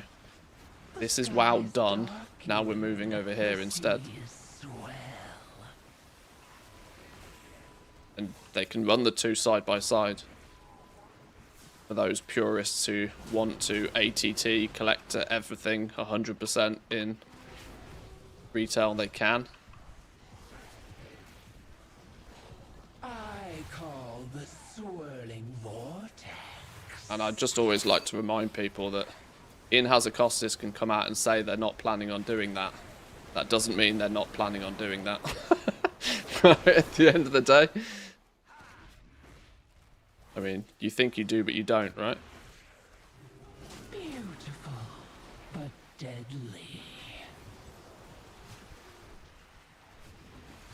They're cooking a new project, which many people believe is Classic Plus, but I don't think it's Classic Plus. No, Classic Plus is there to facilitate the Classic audience. It's probably a big project, and it's probably more publicly aware that something like that is going on. And it's probably much closer to its completion stage. And so it's more at the forefront of everybody's minds, but I don't think it's the main thing they're cooking.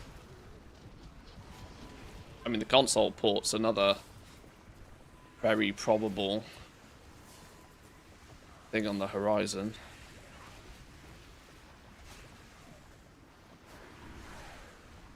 My friends have come to play.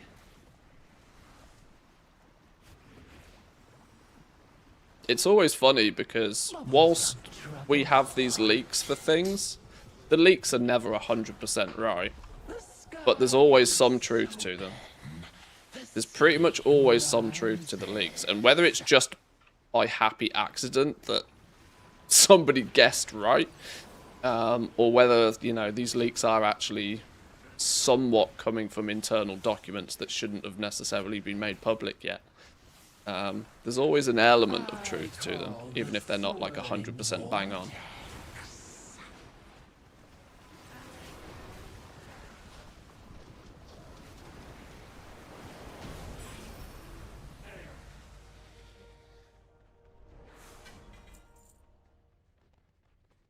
Anything interesting from here? Morg. What can we roll need on? Veteran gloves. I absolutely don't need them, but the game is the game. We roll need. Hey, a 95. I want a set.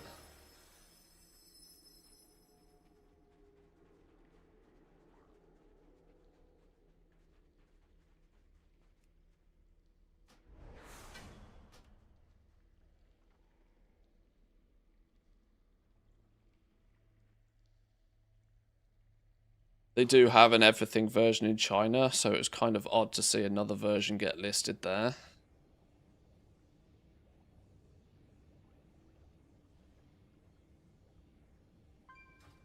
I mean, ultimately, they're cooking something. They're cooking something. I don't know what it is, but they're cooking something.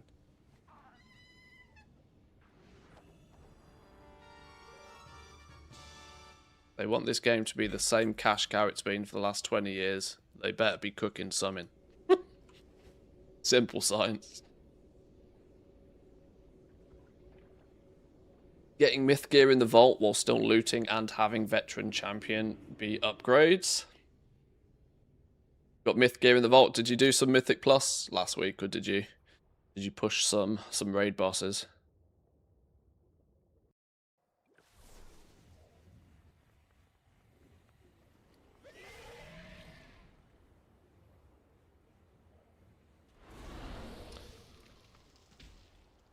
There was a post that was deleted on Reddit. Basically, that there isn't a Classic Plus, there never has been, but the new project is a new game in the WoW universe, off the retail engine, alternative timeline, Dark Portal has never been open.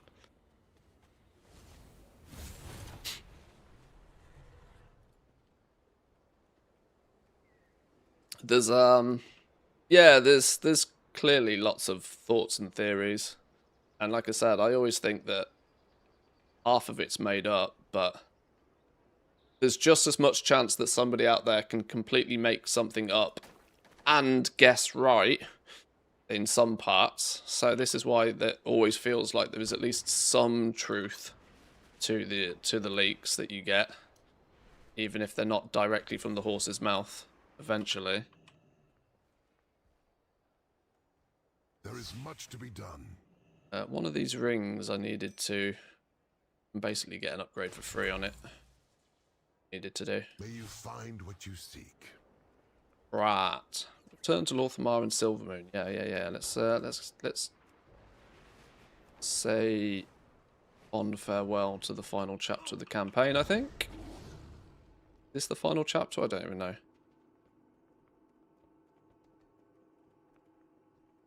I proudly serve as Regent Lord. With perseverance, strength. Glad the Amani were able to deal with this Ulatek on their own with you and Loradrin's help. Hopefully we hear less of them in the future. What I do for Quel'Thalas. Aldiel Shalah. The Call of the Void. The beauty of Eversong. Umbric has been keeping an eye on the Twilight's Blade, receiving reports from the field. He thinks something's afoot. That is not all. He said he's also been keeping an eye on Arath since the Darkwell and has developed some concerns. Go speak with him. Speak with Umbric by the Shining Span. The light of the Sunwell. Liadrin and I have much to discuss. Please give my regards to Umbric and to Arator.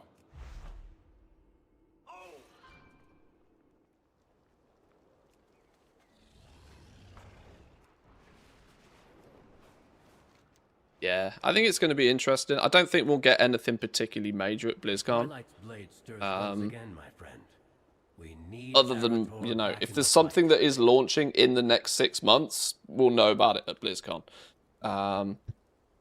If there's not anything launching in the next 6 months, there might not be any, you know, there'll be something. They're not going to have a BlizzCon without there being some major announcement of some shape or form, right? But we serve the depends what it will be. Ever since the terrible events of the Void Spire, Arator suffered. He is kept to himself or prayed alone at the Dawnwell. We all feel the loss of Alira and Turalian, but Arator only reunited with them recently. after their long fight against the Burning Legion. I worry that if he's left to his own thoughts for too long, he may not come out the same. Let's go to the Dawnwell and check on him. Shadows for Arator. Okay. Our victory at the Dawnwell was fleeting. He is focused solely on finding his parents and Zalatath.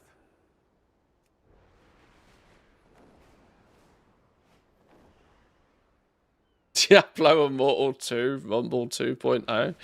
Oh god. Lord have mercy.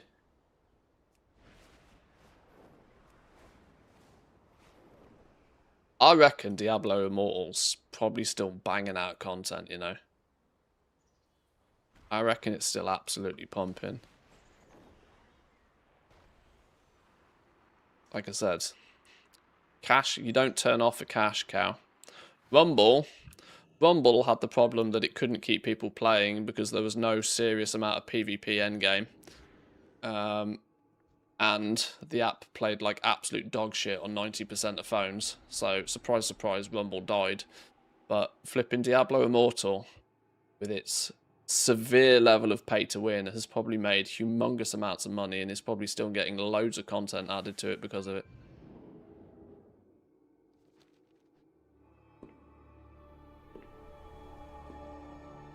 How are you, Arator? Every day is the same. Asking the light for answers, and receiving none. I never thanked you for saving my life, with your tether in the Voidstorm. I'm sorry I could not save your parents. Every time I close my eyes, I see them falling. Always out of reach. Sometimes I have hope that they somehow survived. Other times, I wish you had let me fall with them. Alright, bit dark. When I look upon Cheer up, the fella. void, Jesus. do you know It's on your game. what I see? Nothingness? Possibilities. Sorry, he's mourning his parents' Infinite death. I shouldn't make it so light. possibilities, through which there is always a way forward. You found something. A new lead. Activity in the Twilight's blade that may point to Zalatath's whereabouts. I want you to investigate it with me. Well then, if the light doesn't have the answers, maybe the void will.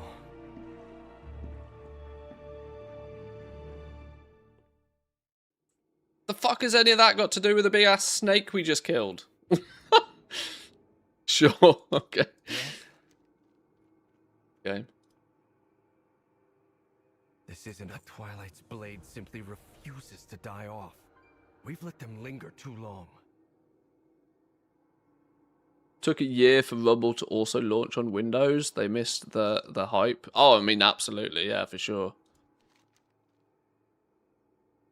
The funny thing is it was clearly also... It was also, you know, a done deal that they were going to finish production on Rumble, updates on Rumble, when they launched the PC version. There was something real seedy about that, because it was like, right, this is our last opportunity to cash cow this before we turn it off. It was clear as day that they were about to shut it down, because it was a matter of months.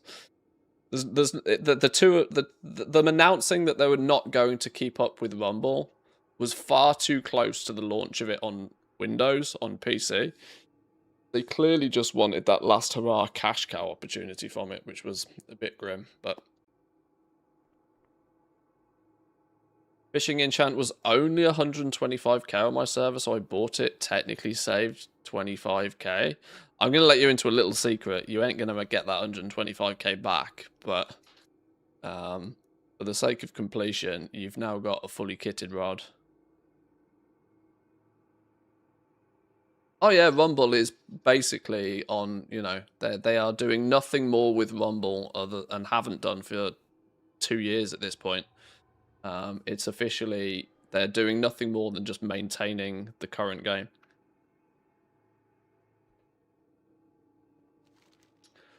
While we cannot know yet of where Xalatath has gone, or if Valyria or Turalyon are still alive, we can pursue information.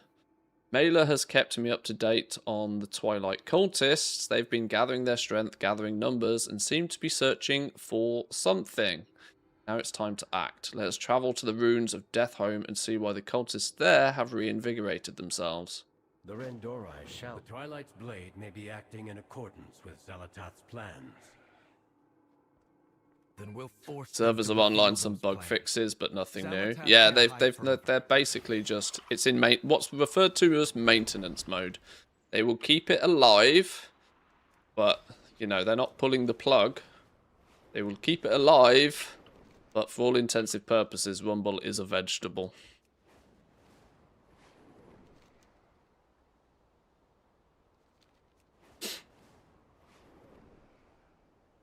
When you compare that to like Diablo Immortal, that is probably still absolutely printing money. Yeah, Immortal 2 is probably a shout. And they're doing a bit of a Witcher Diablo crossover, something or other. Is this why Witcher has magically appeared on the Battle.net launcher? I know it was probably all announced at Gamescom, but I didn't catch a lot of that news.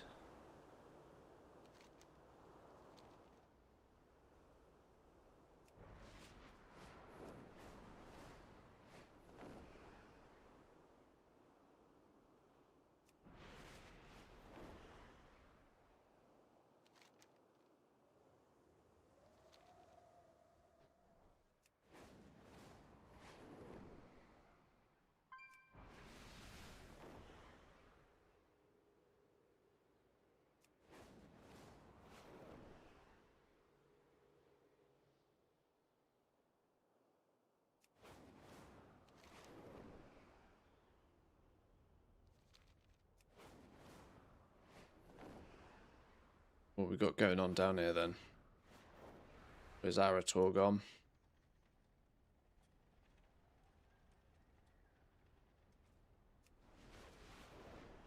You were right, Umbrick. They look just as strong as ever. What are they planning? Have you heard anything? Nothing gets in our way. Information we need has to be here. We just need to get it from the Twilight's Blade. Nothing wrong with the direct method. Apply some force, see what you can learn. Obtain some clues from the Twilight Blade cultists in the ruins of Deathhome. Stop hunting. An organization as widespread and as diverse as the Twilight's Blade must need to write down their objectives. Be open. Okay, Anything kill you things. find could be the clue that leads us to Xalatath. Let nothing hide from you. Kill things. Roger that. Actually, before we kill things, I'm busting for a pee. Let's not start a new adventure before we have finished the last one, if you know what I mean. Right, let's park up here. Right, boys and girls, entertain yourselves for 2 minutes. Have a fight. Let war break out. I'll be back in 2.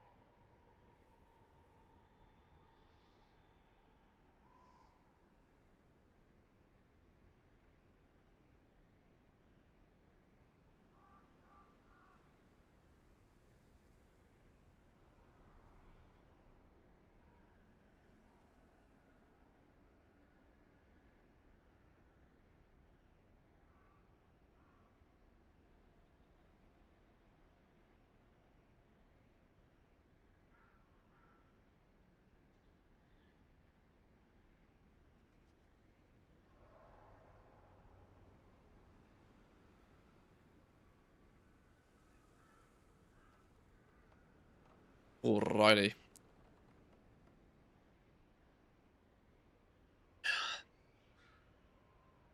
Who won the war?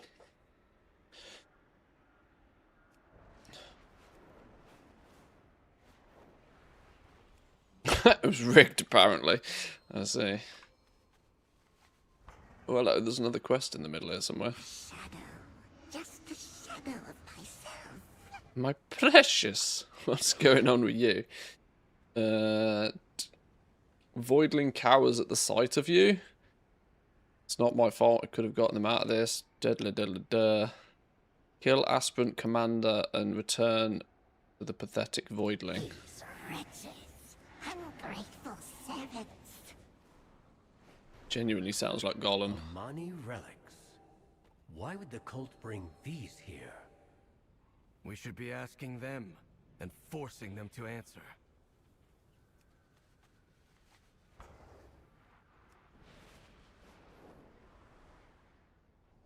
Umbric, why not use the Void to pry into the cultists' minds? No, Erator. Such measures are too dangerous for my liking.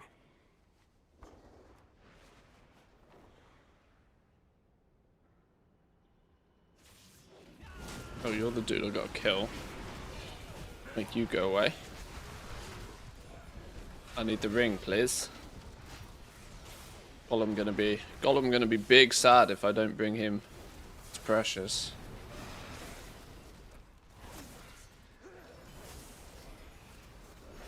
So I'm just stealing other franchises' story now to try and make WoW more interesting.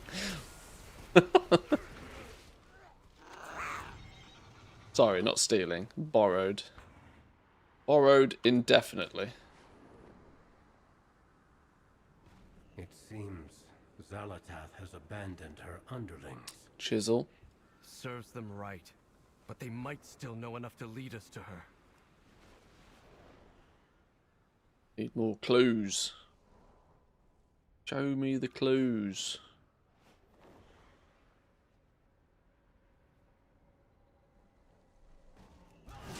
Let's just murder a few people and see what happens.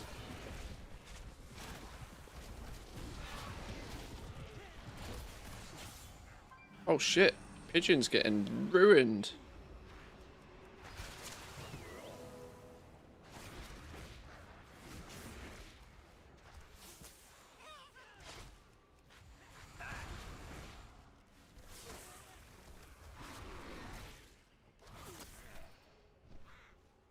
I believe they refer to plagiarism these days as affectionate homage. Yeah, yeah. It was a tribute.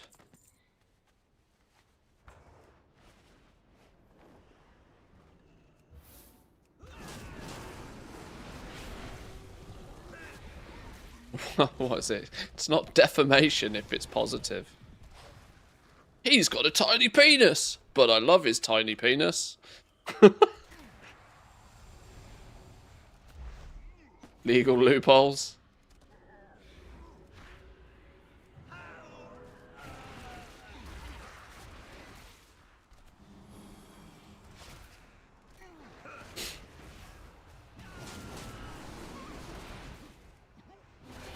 Don't ask me why that was the example that came to mind.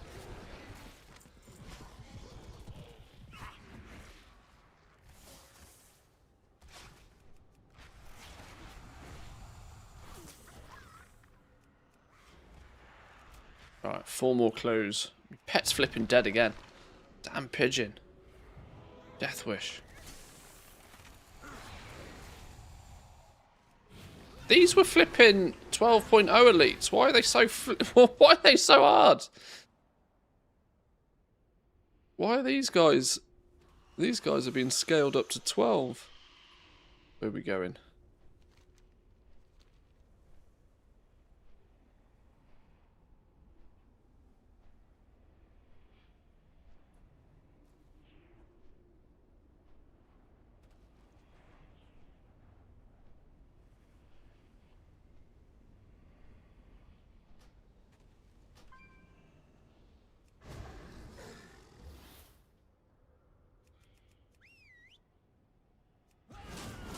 Right, go pigeons, go.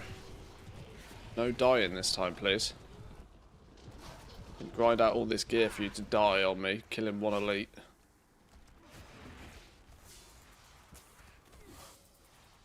Oh shit, what time is it? I've just realised. 2 o'clock.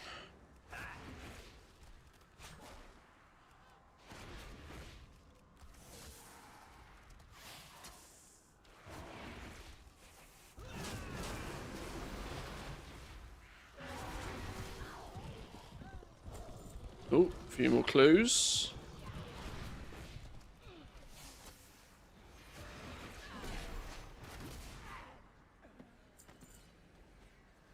One more. Do you look like a prime candidate for a clue?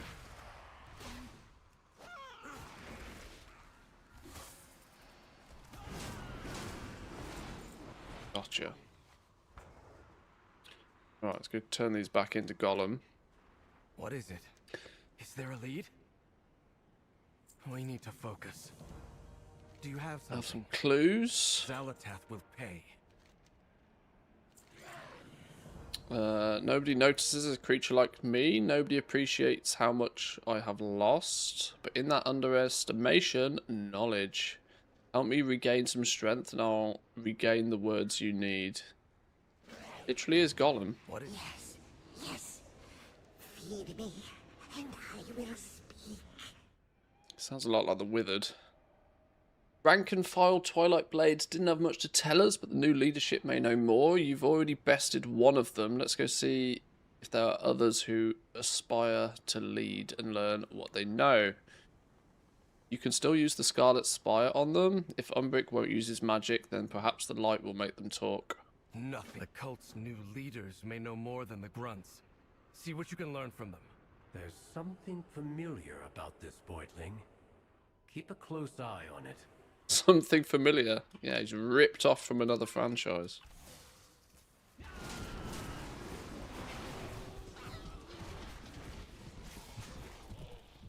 We already found King Kong in this patch.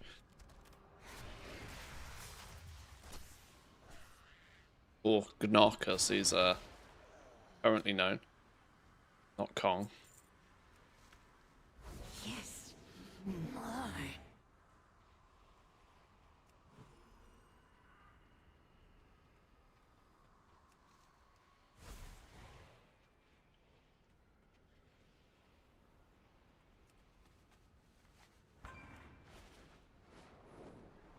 What's up here? Who's the person that needs affectionately beating? Oh, now he's downstairs somewhere. Yeah, legally distinct, yeah. You just spell it backwards, nobody will notice, right? Nobody will notice. And then drop a cheeky Chumbawamba reference into the mix.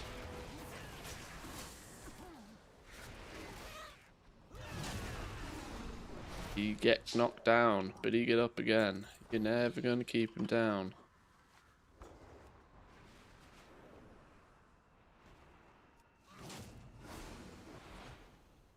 These forgetful minions, these Twilight's blade, they wronged me.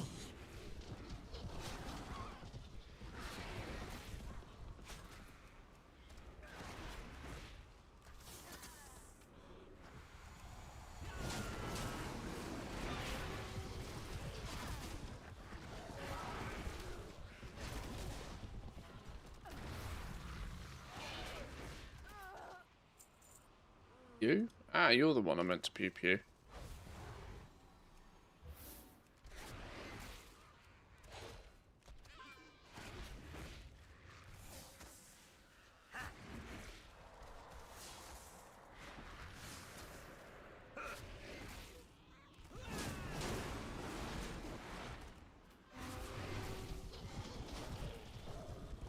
What day's the main It's about 2 weeks away, isn't it, the main BlizzCon event now?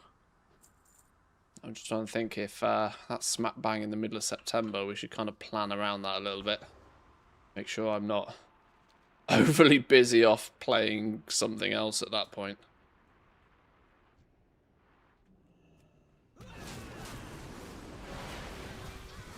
Because there's a couple of games that are now clearly quite high on the list. I want to have a blast in Enshrouded.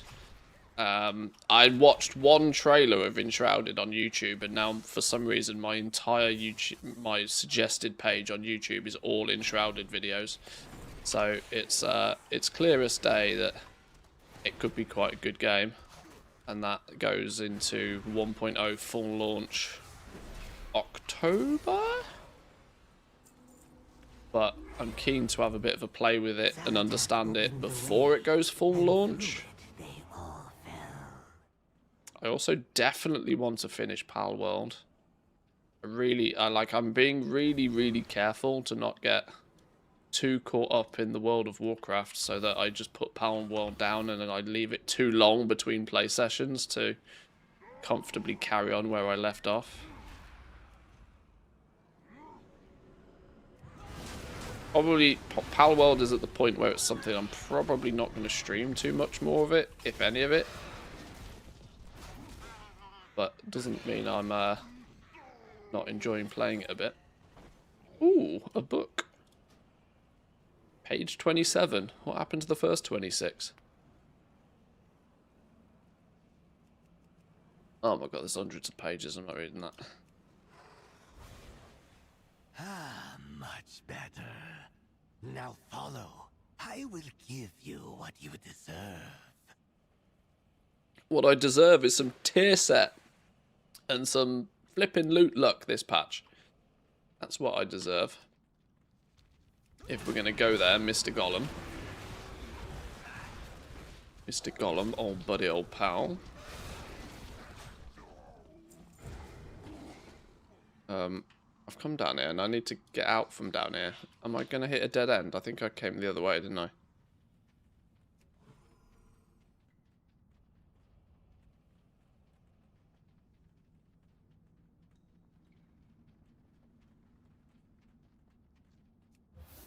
Unfriendlies. I already killed you once. Hang on, am I going the right way? Am I meant to be going down here? Hard to tell.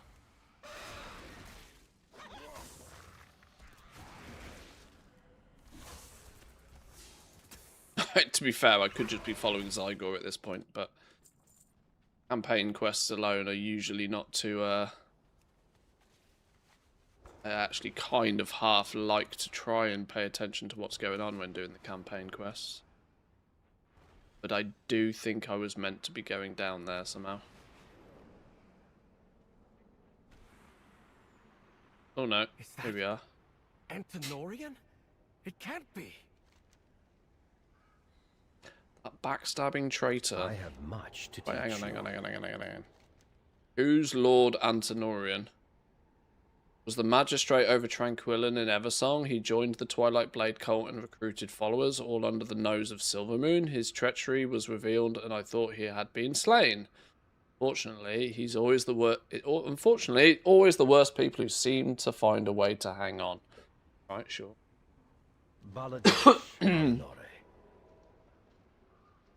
Do not bend to the whispers. So it's not Gollum. Legally distinct Gollum. Yes? I won't stop hunting. Come with an open mind. As soon as we met that little voidling, I thought there was something I recognised. His Antinorian survived. How Antinorian survived, I know not. But it's clear we cannot let him get away. We need to know what he knows. And this time, on Azeroth, should truly be ended. Let's get what we need and finish this. Defeat him. You thought I was Get pewed, Gollum! I rise again. Through the... I will never tell you where the gateway leads.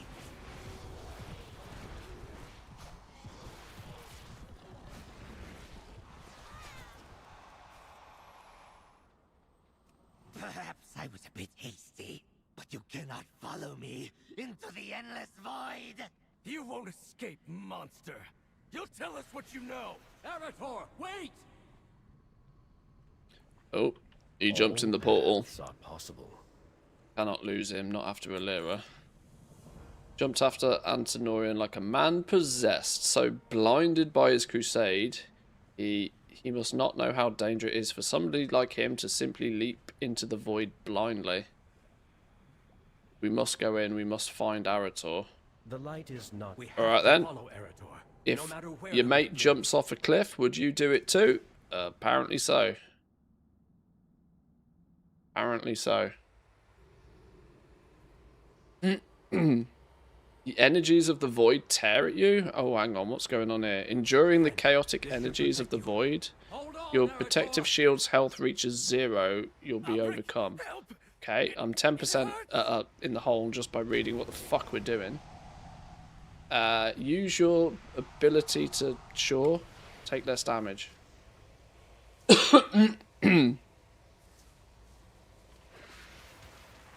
Okay. Speeds up your survival. Heal your protective, sure. In other words, spam 1, spam all buttons on cooldown.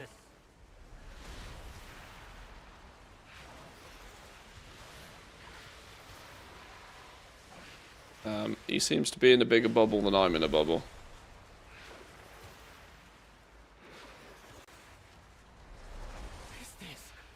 Is this what they felt? The void will tear you apart if you let it. Envision our escape in your mind's eye. Foolish mortals! You cannot survive the void, whereas I am empowered by it!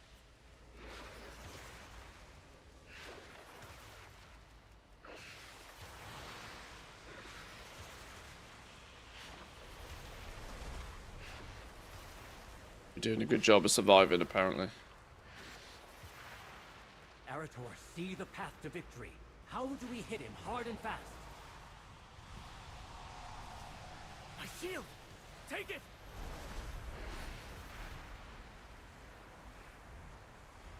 No! No! Gotcha, bitch! Brace yourselves! We're getting out!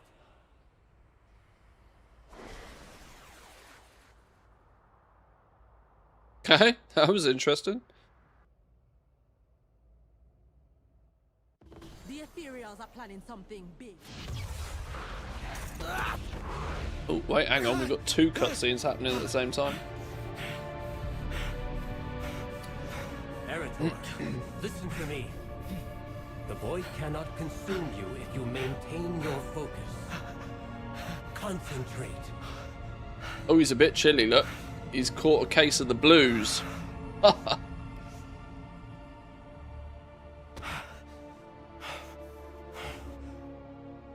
Umbric, he called the Dark Well Hey, there's me! Something like what we just passed through. I had suspected as much. But to where? My parents. They were unconscious when they fell in. There's no way they could have survived. Do not let these possibilities overwhelm you. We have work to do. There's only one possibility I'm interested in. Finding Xalatath and ending this.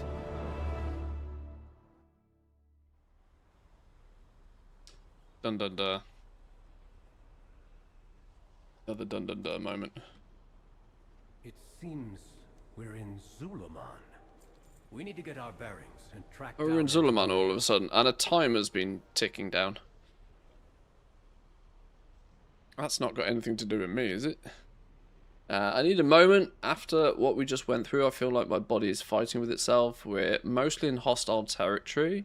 Can't let us fall to enemies just because I had to jump in after him. We need to keep Umbric safe.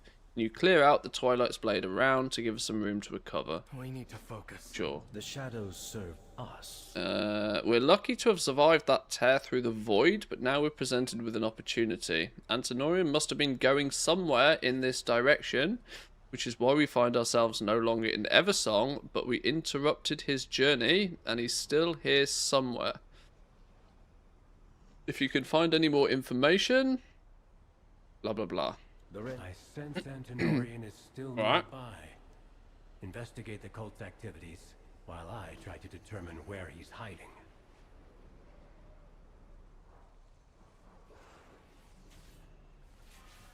Oh, no, you've apparently got nothing to do with it. Wait, we've got a void incursion happening on top of this at the same time? This is going to get distracting. Talk about squirrels. I think this is just a slight coincidence. This is happening at the exact same time as I'm trying to do the campaign. But I need to try and pay attention to doing the thing that I'm meant to be doing. Oh, and half of it's a flipping world quest at the same time. Wait, hang on. What the fuck am I meant to be doing here? Got 3 levels of quests stacked on top of me at the moment.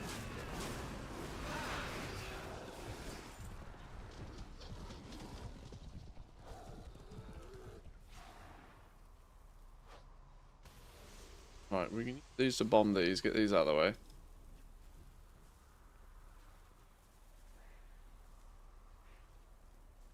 You down. Search the tomb of the prophet. We must discover how to resurrect Zalatath's greatest champion.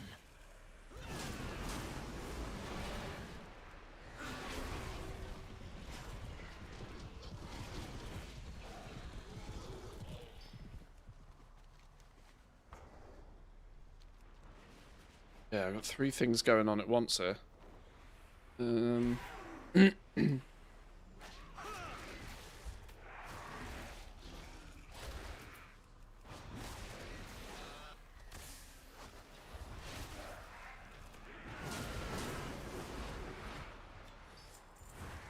Yeah, it does feel like we're going from green to blue, doesn't it? That seems like the direction. Which, from our previous discussions earlier today, if we end up finishing the expansion in another Voidstorm-esque zone and adventure... The Dark General and its armies will swarm the land, sky, and sea. But first, we must learn what keeps it sealed away.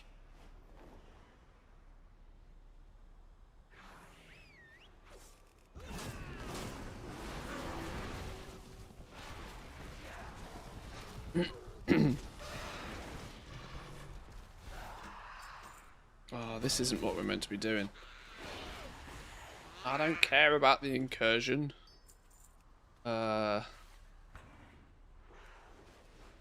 This thing over here. There we go. These wretched trolls and their pathetic magic. When their ritual fails, the general will be free to return. I do just need to kill a bunch of them anyway. All problems go away with a little bit of genocide.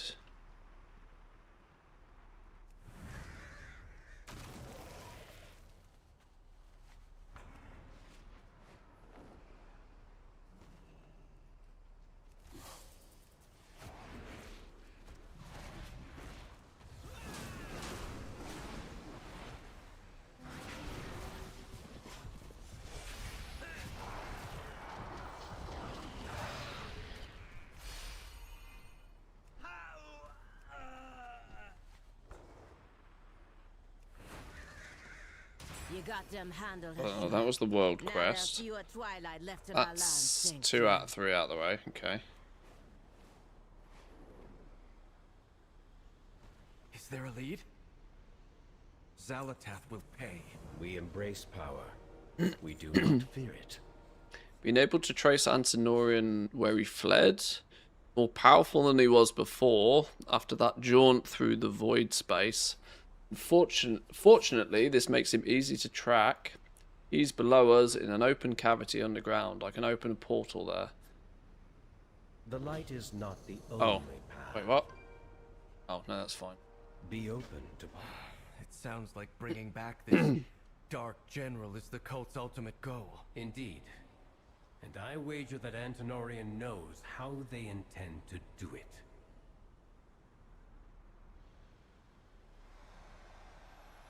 All these void rituals should have given us a hint, really, shouldn't it? This detour to kill a few snakes was clearly just a squirrel. Still, you give chase. Your search ends. Oh, hello. Hello, big fella. No! Meritor, what are you doing? It just happened.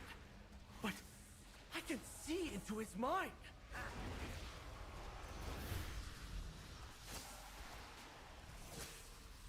There's a giant monstrosity and a name, Kithix. Why make me fight right in front of a door when clearly the camera's going to get in the way? I know not where Zalatath has gone, but I do know that with Ulatek slain, Kithix is free to rise again. You will throne in Oh, so killing the snakes wasn't a good idea. This ends now! You will drown in blood.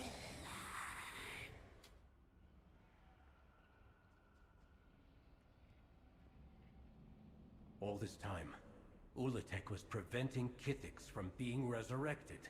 And now there's nothing left to stop its return. Nothing.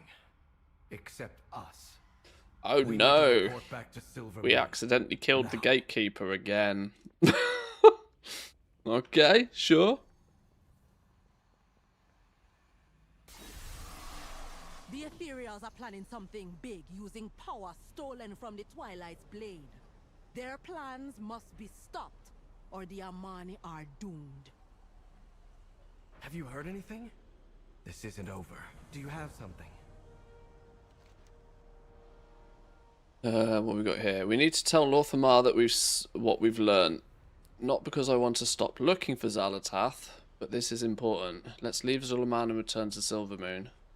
This Dawn Radiance. We get a sword. For doing all of this, we get a sword. Oh, a big pokey boy, look. Big pokey boy. I'm a hunter though. I couldn't care less about a sword. It's cool though. Might use that on the it classed as a two-handed sword. It is, yeah. Might use that on the paladin. That's kind of cool, isn't it? Kind of cool looking. Zalatath will... Eritor, what you did in that tomb. I know. And you can lecture me later. We need to warn Lorthamar of what we've learned.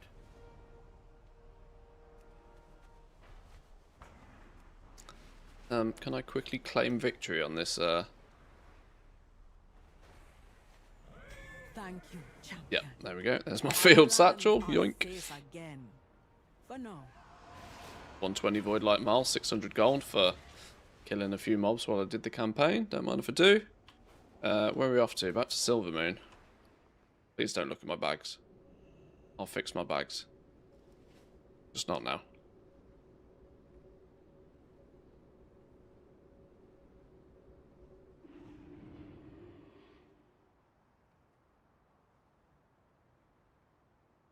Okay. So, apparently, our detour to kill a bunch of snakes was mostly in vain. As turns out, it was snakes that were holding back the actual threat. See if they haven't used that plot twist 12 times before. Sure. The Amani's recklessness has placed us all in danger. I should have sent troops into Zulaman. Our strength lies much. Nice. I want to pursue Ulatek Zalatath. uncoiled. I can't abandon Quel'Thalas or Zulaman in a Curse of time need. Ulatek. You have my blade. Facing evil at great personal cost. You are your mother's son, Eritor. You are your mother's son. Well. Well. How do you know that? You've been watching me.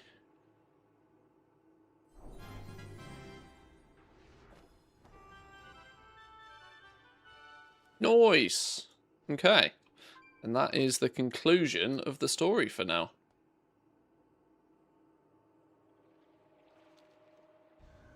Left us with the knowledge of that we should put the snakes back on the plane. And wait our next adventure.